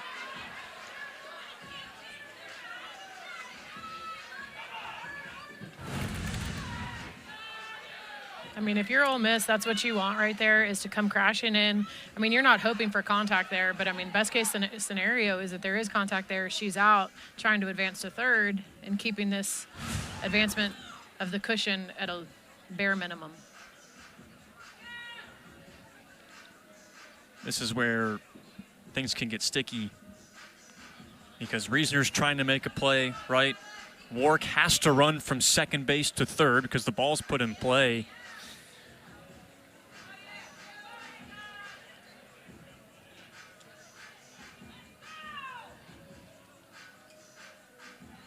There's Scott Mayer as our home plate umpire. Alex Leap chats to Coach Traxel. Yeah. Ole Miss is challenging the non-interference between second and third base. The call is under further review. There we go. So Jamie Traxel officially challenging whether or not that was interference between second and third. There's some folks in the stands who would agree that this should be, or who think rather, that this should be overturned.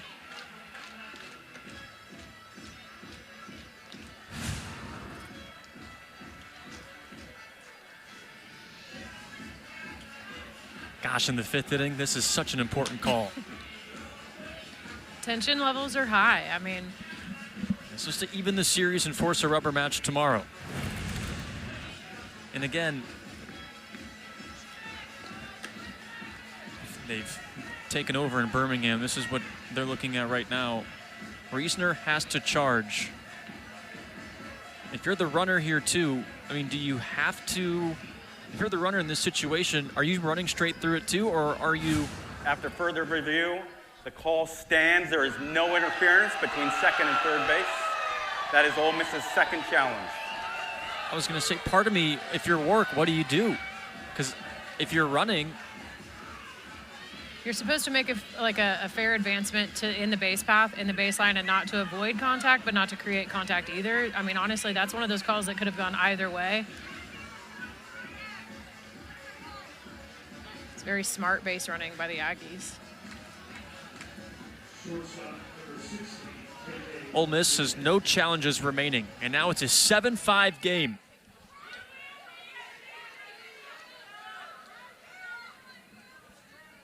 Again, if you limit those walks, you aren't in this situation if you're Emily Boyer. KK Dement fouls it off. Official ruling. Mathis reaches on an error on Reisner at short.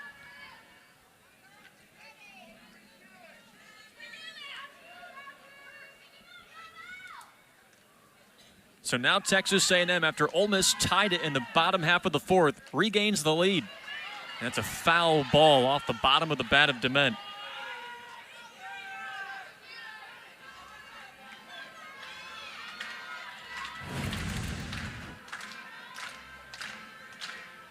You just see your body language after that, like, oh, I did. That is foul. 0-2 catches the edge for strike three. Emily Boyer started off this inning with 3 straight walks. Then that error happens, and she really needed this.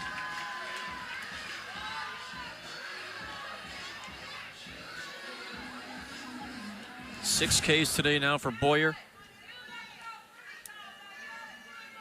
And a pinch hitter for Texas A&M. It's the freshman, Maddie Sawney from Hawaii. And Sawney has been Little Miss Clutch for Texas A&M lately. So runner breaks for second base, throws cut off by Pickens. Now 2 are on in scoring position for A&M. Sawney has had at least 1 at-bat in 9 of the last 10 games and an RBI in 3 of her last 4. Had a hit in all 3 games against Georgia last weekend, including 2 RBIs and clutch RBIs as Sawney steps out. The go-ahead RBI single in game 1 in the 6th to go up 3-2 on the Dogs, and then tied the game at 1 rather, in game 3 with an RBI single.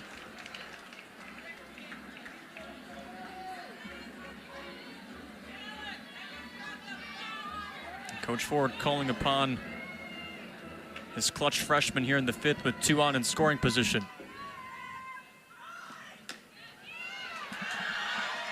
2-1.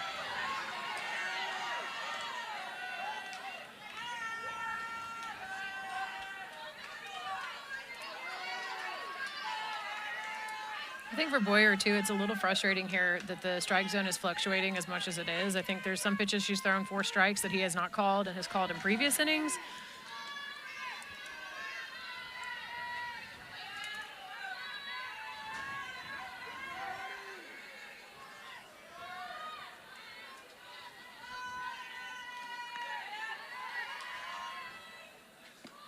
(3-1), and she walks her. 4 walks in this inning for Boyer. 6 on the afternoon.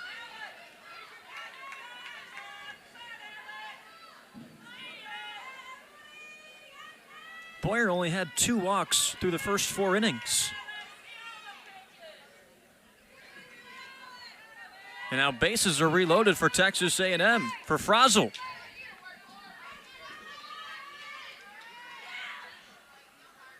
Now Boyer calls time. This could really get out of hand in this 5th inning. Frazel's 0 for 2 today, had a triple yesterday, excuse me. Hitting .347 coming into this at-bat. On pace for a career sophomore year.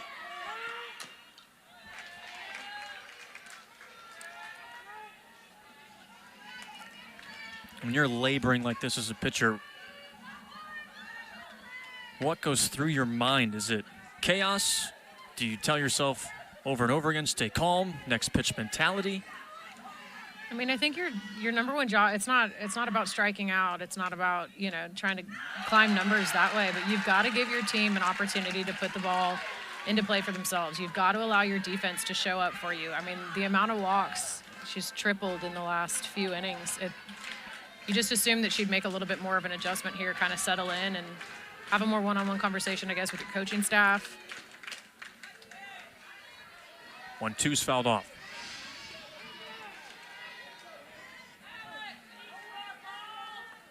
Texas A&M retaking the lead in this 5th with 3 consecutive walks and an error on Cassie Reisner that Ole Miss thought was interference by the runner. 1-2. Swing and a miss. 2 away. 7 of them for Boyer. Laboring in this 5th inning. Now she faces Kennedy Powell.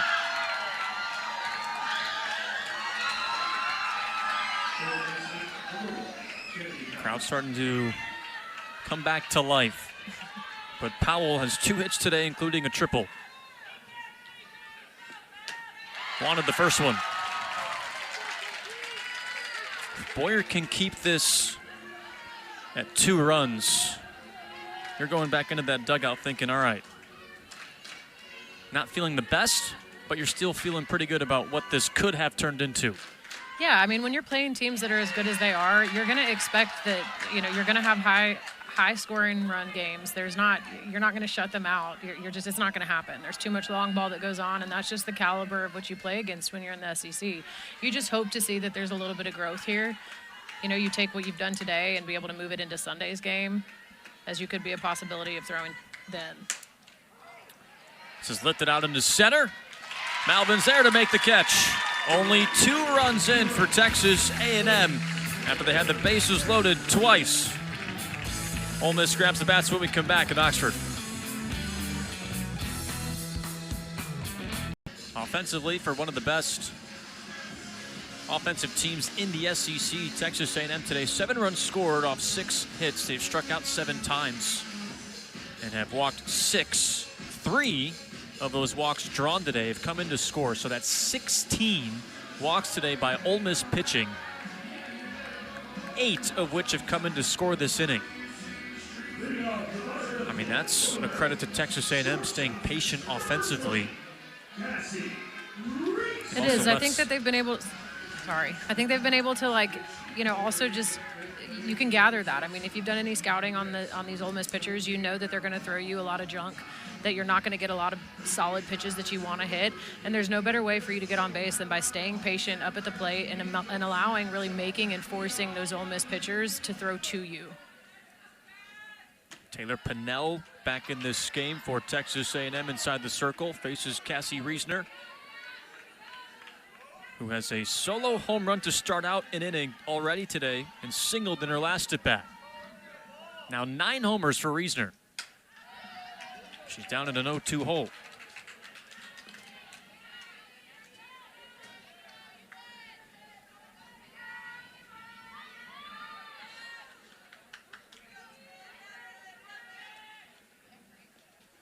And waits on it, shoots it back up the middle. Nobody is hotter than Cassie Reisner is right now at the plate.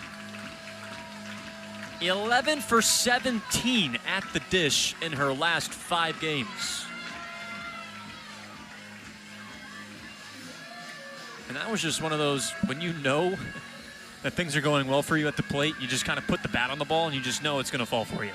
I think it's a little easier for you to play a little bit more loosely. You're not pressing as much in the box. You're not, you know, the anticipation I don't feel like is near as high. When you're able to see the ball as cleanly as she is right now, I think you can definitely go up there with a little bit looser of a cannon. Rachel Connors pinch hitting for Ole Miss. Saw her yesterday, just 1 plate appearance, did not reach base.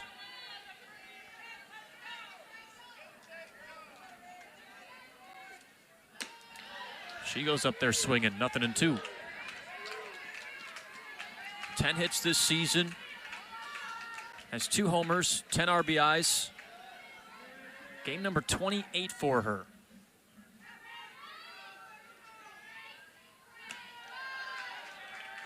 Didn't see a ton of playing time her freshman season, just 17 games and a start. This year, 27 games, 28 games and 13 starts.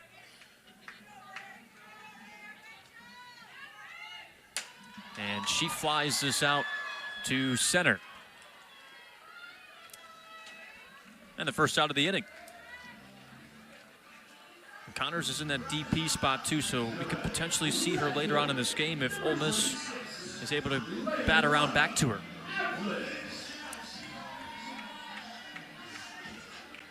Leilana Applin, 1 for 2 today with a single and a strikeout looking.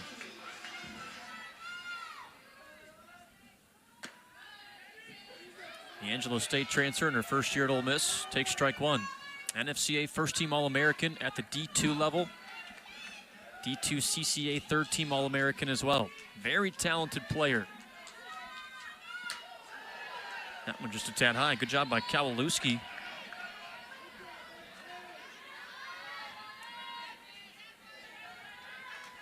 She's been a catcher all her life. Actually started out in the outfield this year for Texas A&M.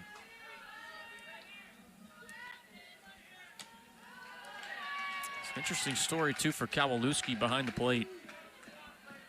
Grew up a catcher. Then she had to sit out because she transferred from Florida. Midway through the year, had to sit out all last spring and all this fall. And one day, finally, Trisha Ford told AK, they call her, hey, you're catching today. Just one day out of the blue this season, and Kowalewski said, great, okay, thanks. And she hadn't caught since her days at Florida back in 2024. And everyone at A&M's watching her catch, and they're like, she hasn't skipped a beat. It's been a year and a half. Maybe she caught one bullpen in the fall or something, but... Well, you knew she was used in the bullpen. There's no way. And Coach Ford's saying maybe one bullpen, maybe one or maybe two. But she's done a tremendous job, Coach Ford says, running the infield. Tug to short, caught by DeMent. Throw to first is in time! A double play to end the 5th inning.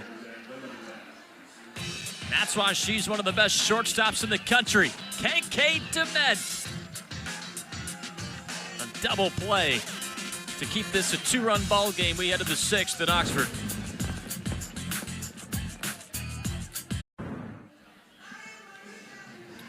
Talked a little earlier in the ballgame about Trisha Ford's success at Texas A&M since 2023. Won 14 of 20 SEC series, making a look at 15 of 21 this weekend. Last season led Texas A&M to the #1 national ranking and the #1 overall seed in the NCAA tournament. They were upset in their own regional. That has sparked a revenge tour for them and some vengeance to get to Oklahoma City. He's got the roster to do so, all the talent in the world. She's a tremendous coach. Trying to get back to Oklahoma City for the first time since 2017. It's Emily Boyer back inside the circle for another inning of work for Ole Miss. Texas A&M retook the lead back in the 5th inning. After 3 straight walks, an error by Cassie Reisner at second base had scored 2. Could have been a lot worse, though. Boyer managed to get out of the mess with bases loaded. 7-5 ball game. Bouncing ball to short. Reisner plays it on the second hop. 1 down in the 6th.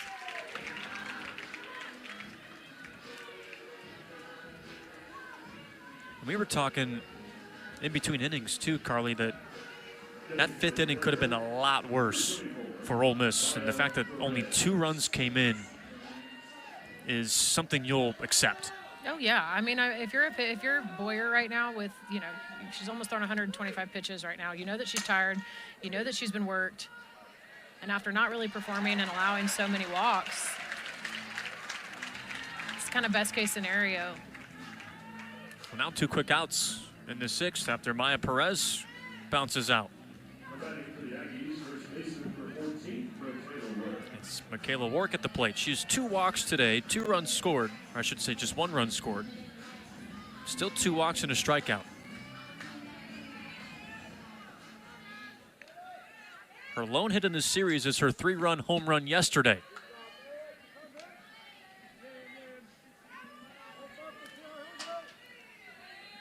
You may think that's impressive, but I mean, she's been walked 4 times in this series.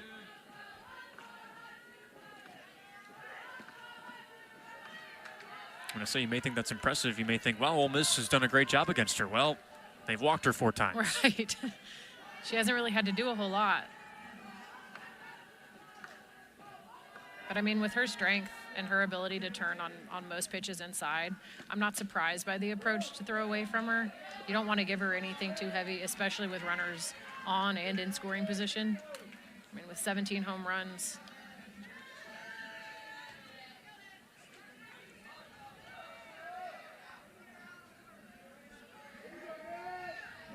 It's a 3-0 count to her. Here it comes. 4-pitch walk.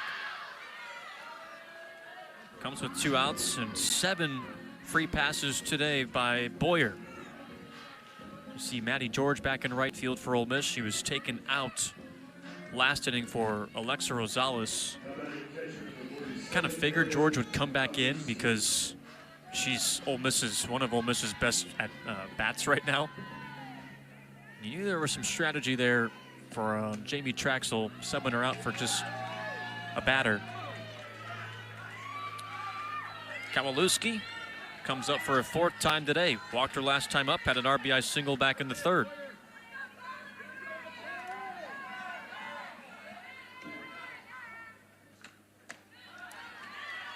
And their strike.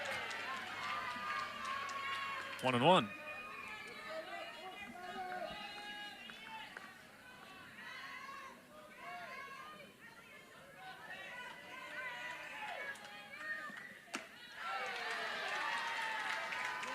Now 1-2.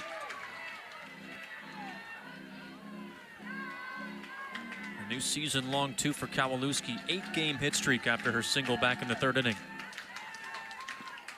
Swing and a miss. Chases low and away. A&M strands one in this 6. Still a 2-run ball game. As Ole Miss is down 2, they'll grab the bats when we come back.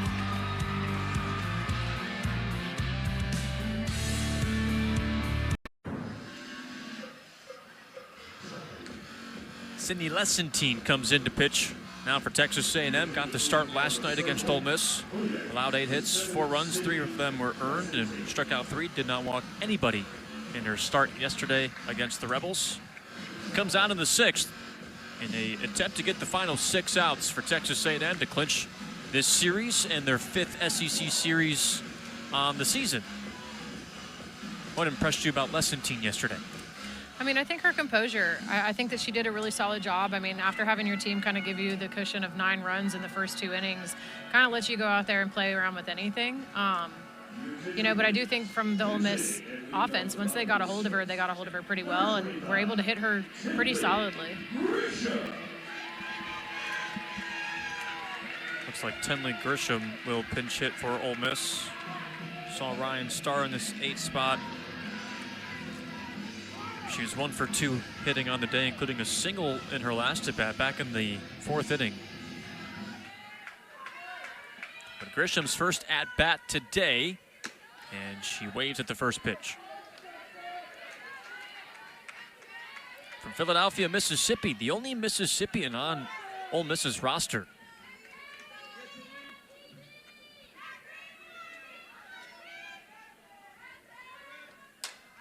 Fouls it off, quick 0-2 hole.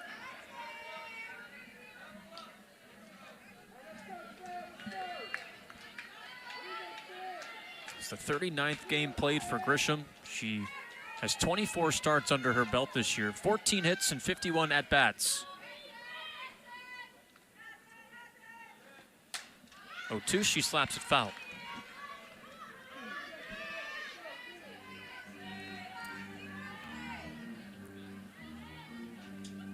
In fact, the 39 games that Grisham's played this season, most she's played in a single year for the Rebels.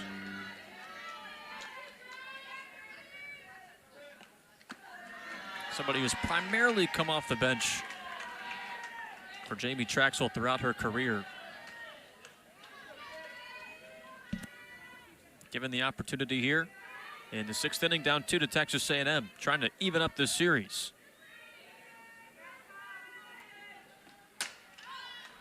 Skied to left, Allen makes the catch.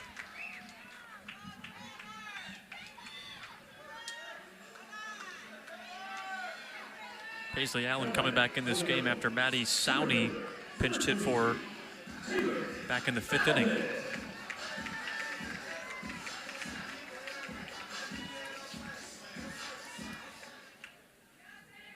Taylor Malvin hitting 9th. Her 3rd plate appearance today.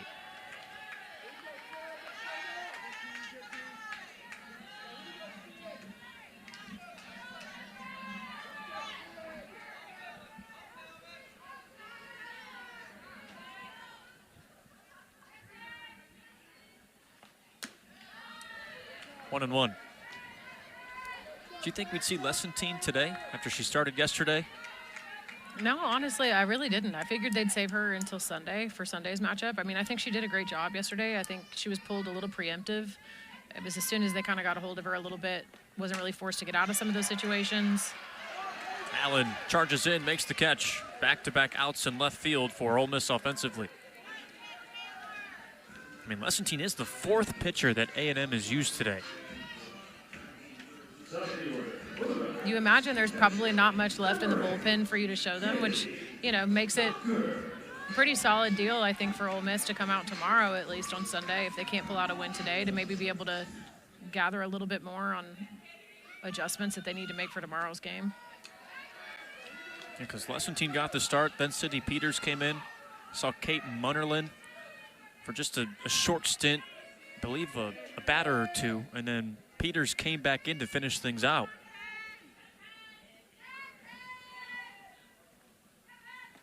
One-0 pitch to Kennedy Bunker, misses in. Back to the top of the order for the Rebels, as Bunker had the solo home run back in the third.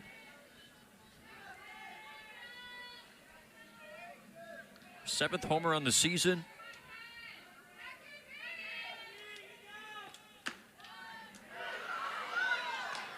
Two and one.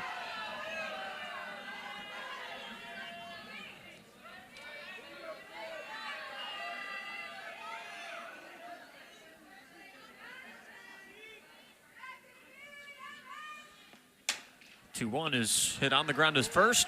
Gobbled up by Wark, and she steps on first base for out number 3. So Ole Miss goes in order in the 6th, down 2 runs. We head to the 7th in Oxford.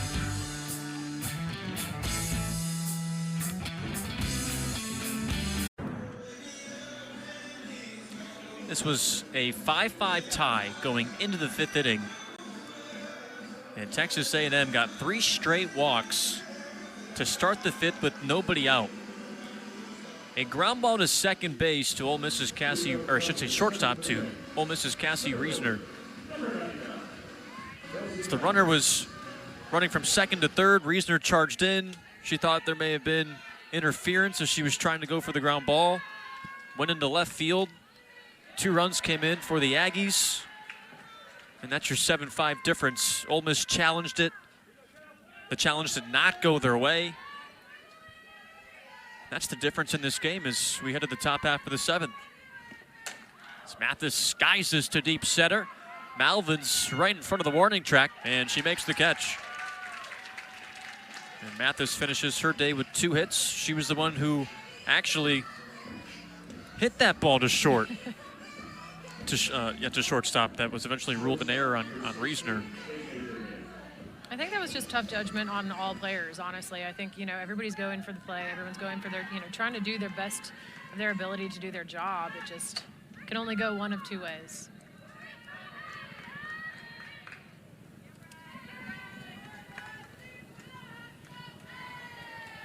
KK Dement sits at the plate with 1 down. Singled back in the 3rd inning, her lone hit in the series. She has struck out twice.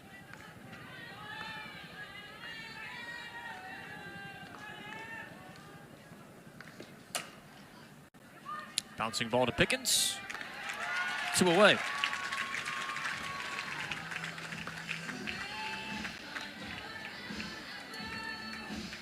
And after Boyer had that 4-walk 5th inning, 3 of which loaded the bases to begin the 5th, she's only walked 1 hitter in the 6th and so far this 7th inning.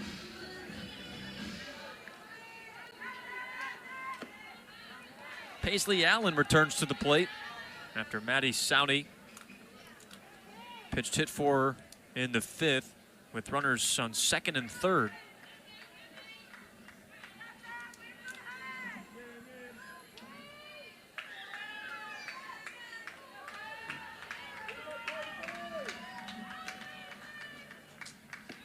A 1 from Boyer misses.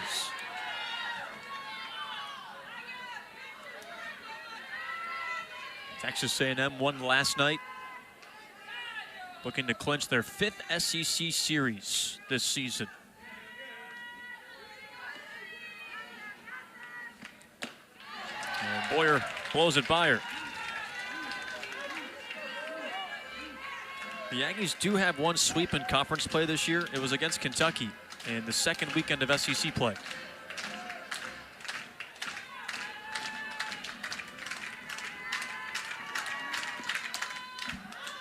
And the 1-2's fouled off to the seats.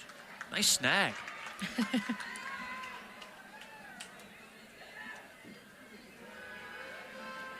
where all the Aggie fans are. Trying to get up out of the sun.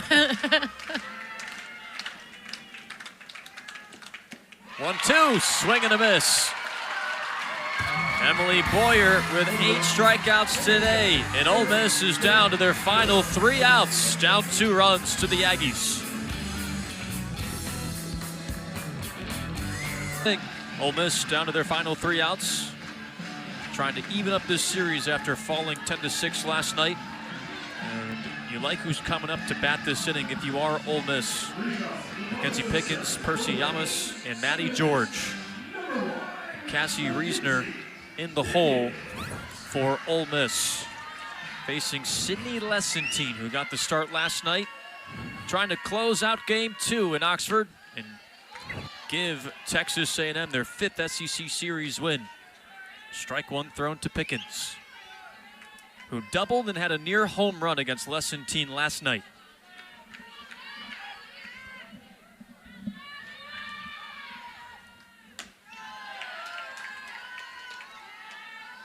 Pickens with an RBI double back in the 4th.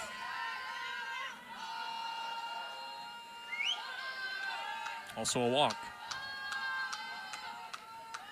Yeah, I mean, I think she struggled a little bit in the last few weekends here to kind of produce more than she's used to. But that's also one of the toughest parts about being, a player and a player at this level, is being able to make some of those adjustments, try to figure out, what screws are loose and where I need to tighten some things up.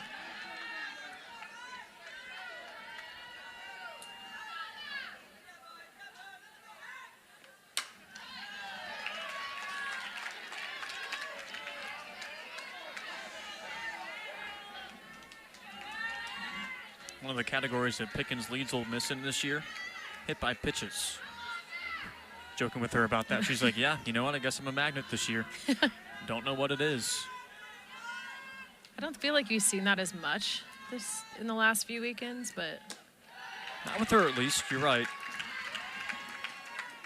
She's been hit by a career-high 9 pitches. Whatever boosts the on-base percentage. And it's critical here in this 7th.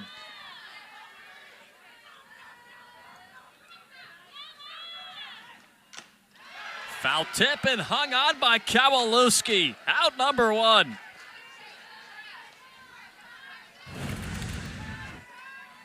I mean, she goes so far with that pitch, but there's no way you don't either, one, foul that off or put it into play. I mean, I think that was a solid effort. She just kind of falls up short there with Pickens. Massive first out. As Percy Yamas comes up with a home run in her last at-bat. Yamas had a ground out and a fly out against Lessentine yesterday.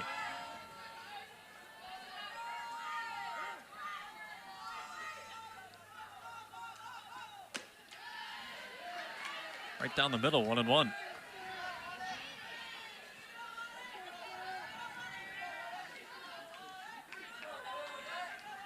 Yamas's home run, her lone hit of the series, 2.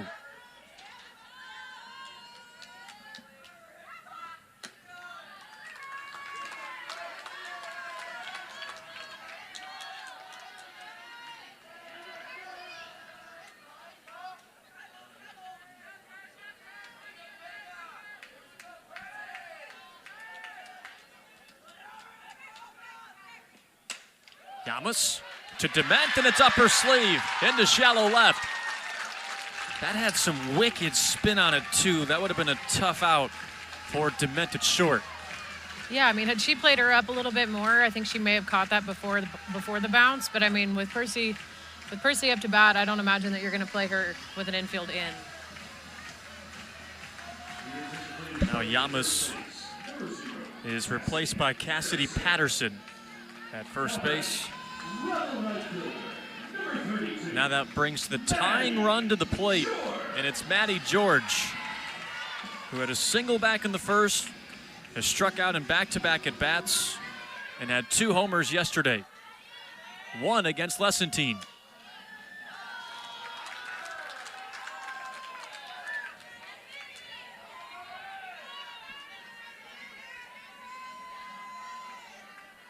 Double play ends it for A&M and clinches their 5th SEC series win this year.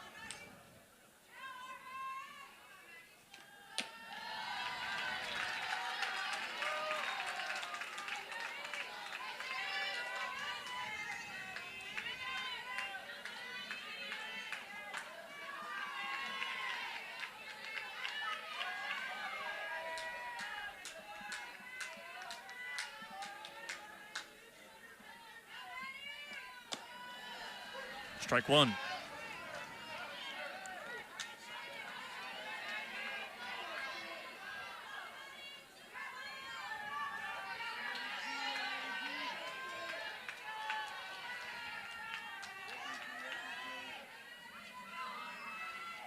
Two one to George.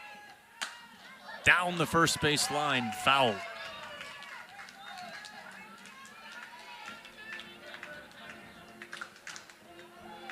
This is the kind of fun we have in the SEC, huh? 2-run game, bottom half of the 7th, tying run at the plate. I mean, and it's not unattainable for Ole Miss to be able to get a hold of something right here, make something happen for you in the last 2 outs that you've got.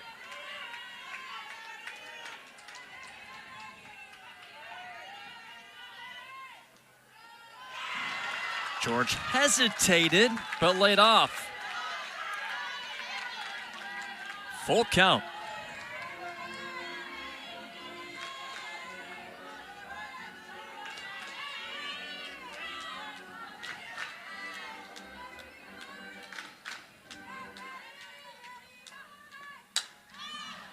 Popped up behind home plate, but gets out of play. Came down in that second row. The folks in the first row were like, oh, we didn't realize that was as close as it was to us.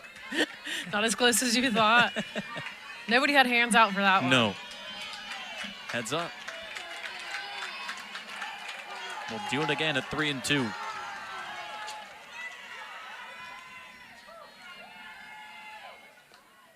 Ball 4. Winning run to the plate for Ole Miss with 1 out.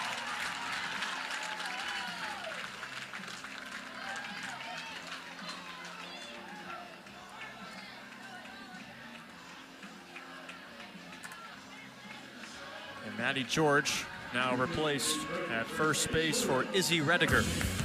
Cassie Reisner steps up. She's 3 for 3 today, including a solo home run to start the 2nd inning. If there's anybody that can bring them in right now for Ole Miss, it's Reisner. She's seeing the ball so well. I mean, we've talked about it, you know, a lot of last night's game, a lot of today's game. She's just seeing the ball so well. If you're a pitcher up there, you definitely want to be smart with how you throw her, what you throw to her, and hope, too, that you've had conversations with your pitching staff, you know, knowing exactly what you threw to her the last time and try to get her on something off. Off the plate, ball 1.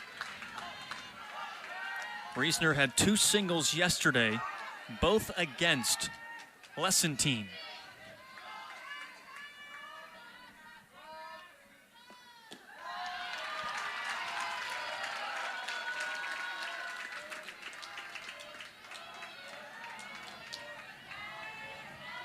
Ole Miss looking to even up the series and force a rubber match tomorrow.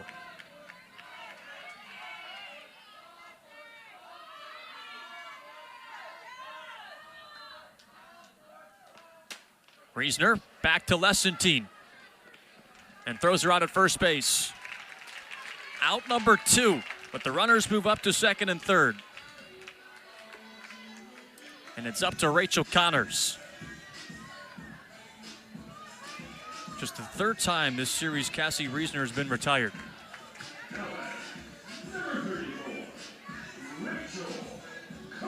I don't think anybody thought that this ball game would come down to Rachel Connors today. No, I definitely. If I were a betting woman, I mean, I wouldn't have bet on that. But what a greater time or an opportunity to have, you know. But this is the at-bat that you dream of if you're Connors.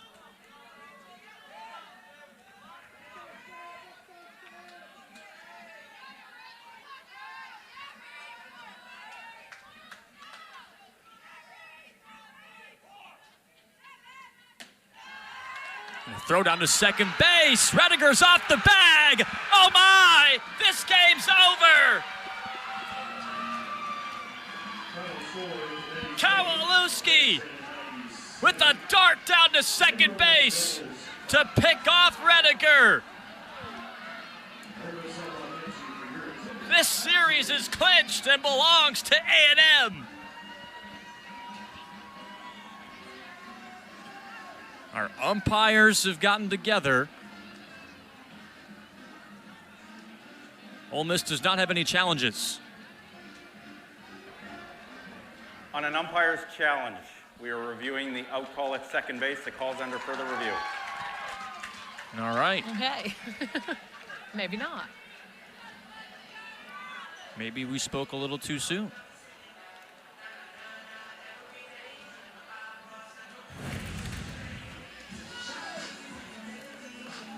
This is our first look at Hawkeye. It's Edwards on the tag. After further review, the call is confirmed as an out at second base. It's confirmed. Texas A&M gets the pickoff for the win. I mean, that's tough. That's tough on a weekend. That's tough on a Saturday. I mean, with the game being as close as it is, you know, you have the aggression on the base path, but, you know, you've got to play a little bit smarter. That's right, Kowalewski, on a random day, midway through the season, got the nod to be Texas A&M's catcher. 7-5 winner for Texas A&M over Ole Miss to clinch the series, the 5th for the Aggies in SEC play, and what a finish it was. Jack Robertson, the Phenom, directed it. Mason Atkins, the genius, produced it. We've got the best crew in the SEC who took care of us today. And for Carly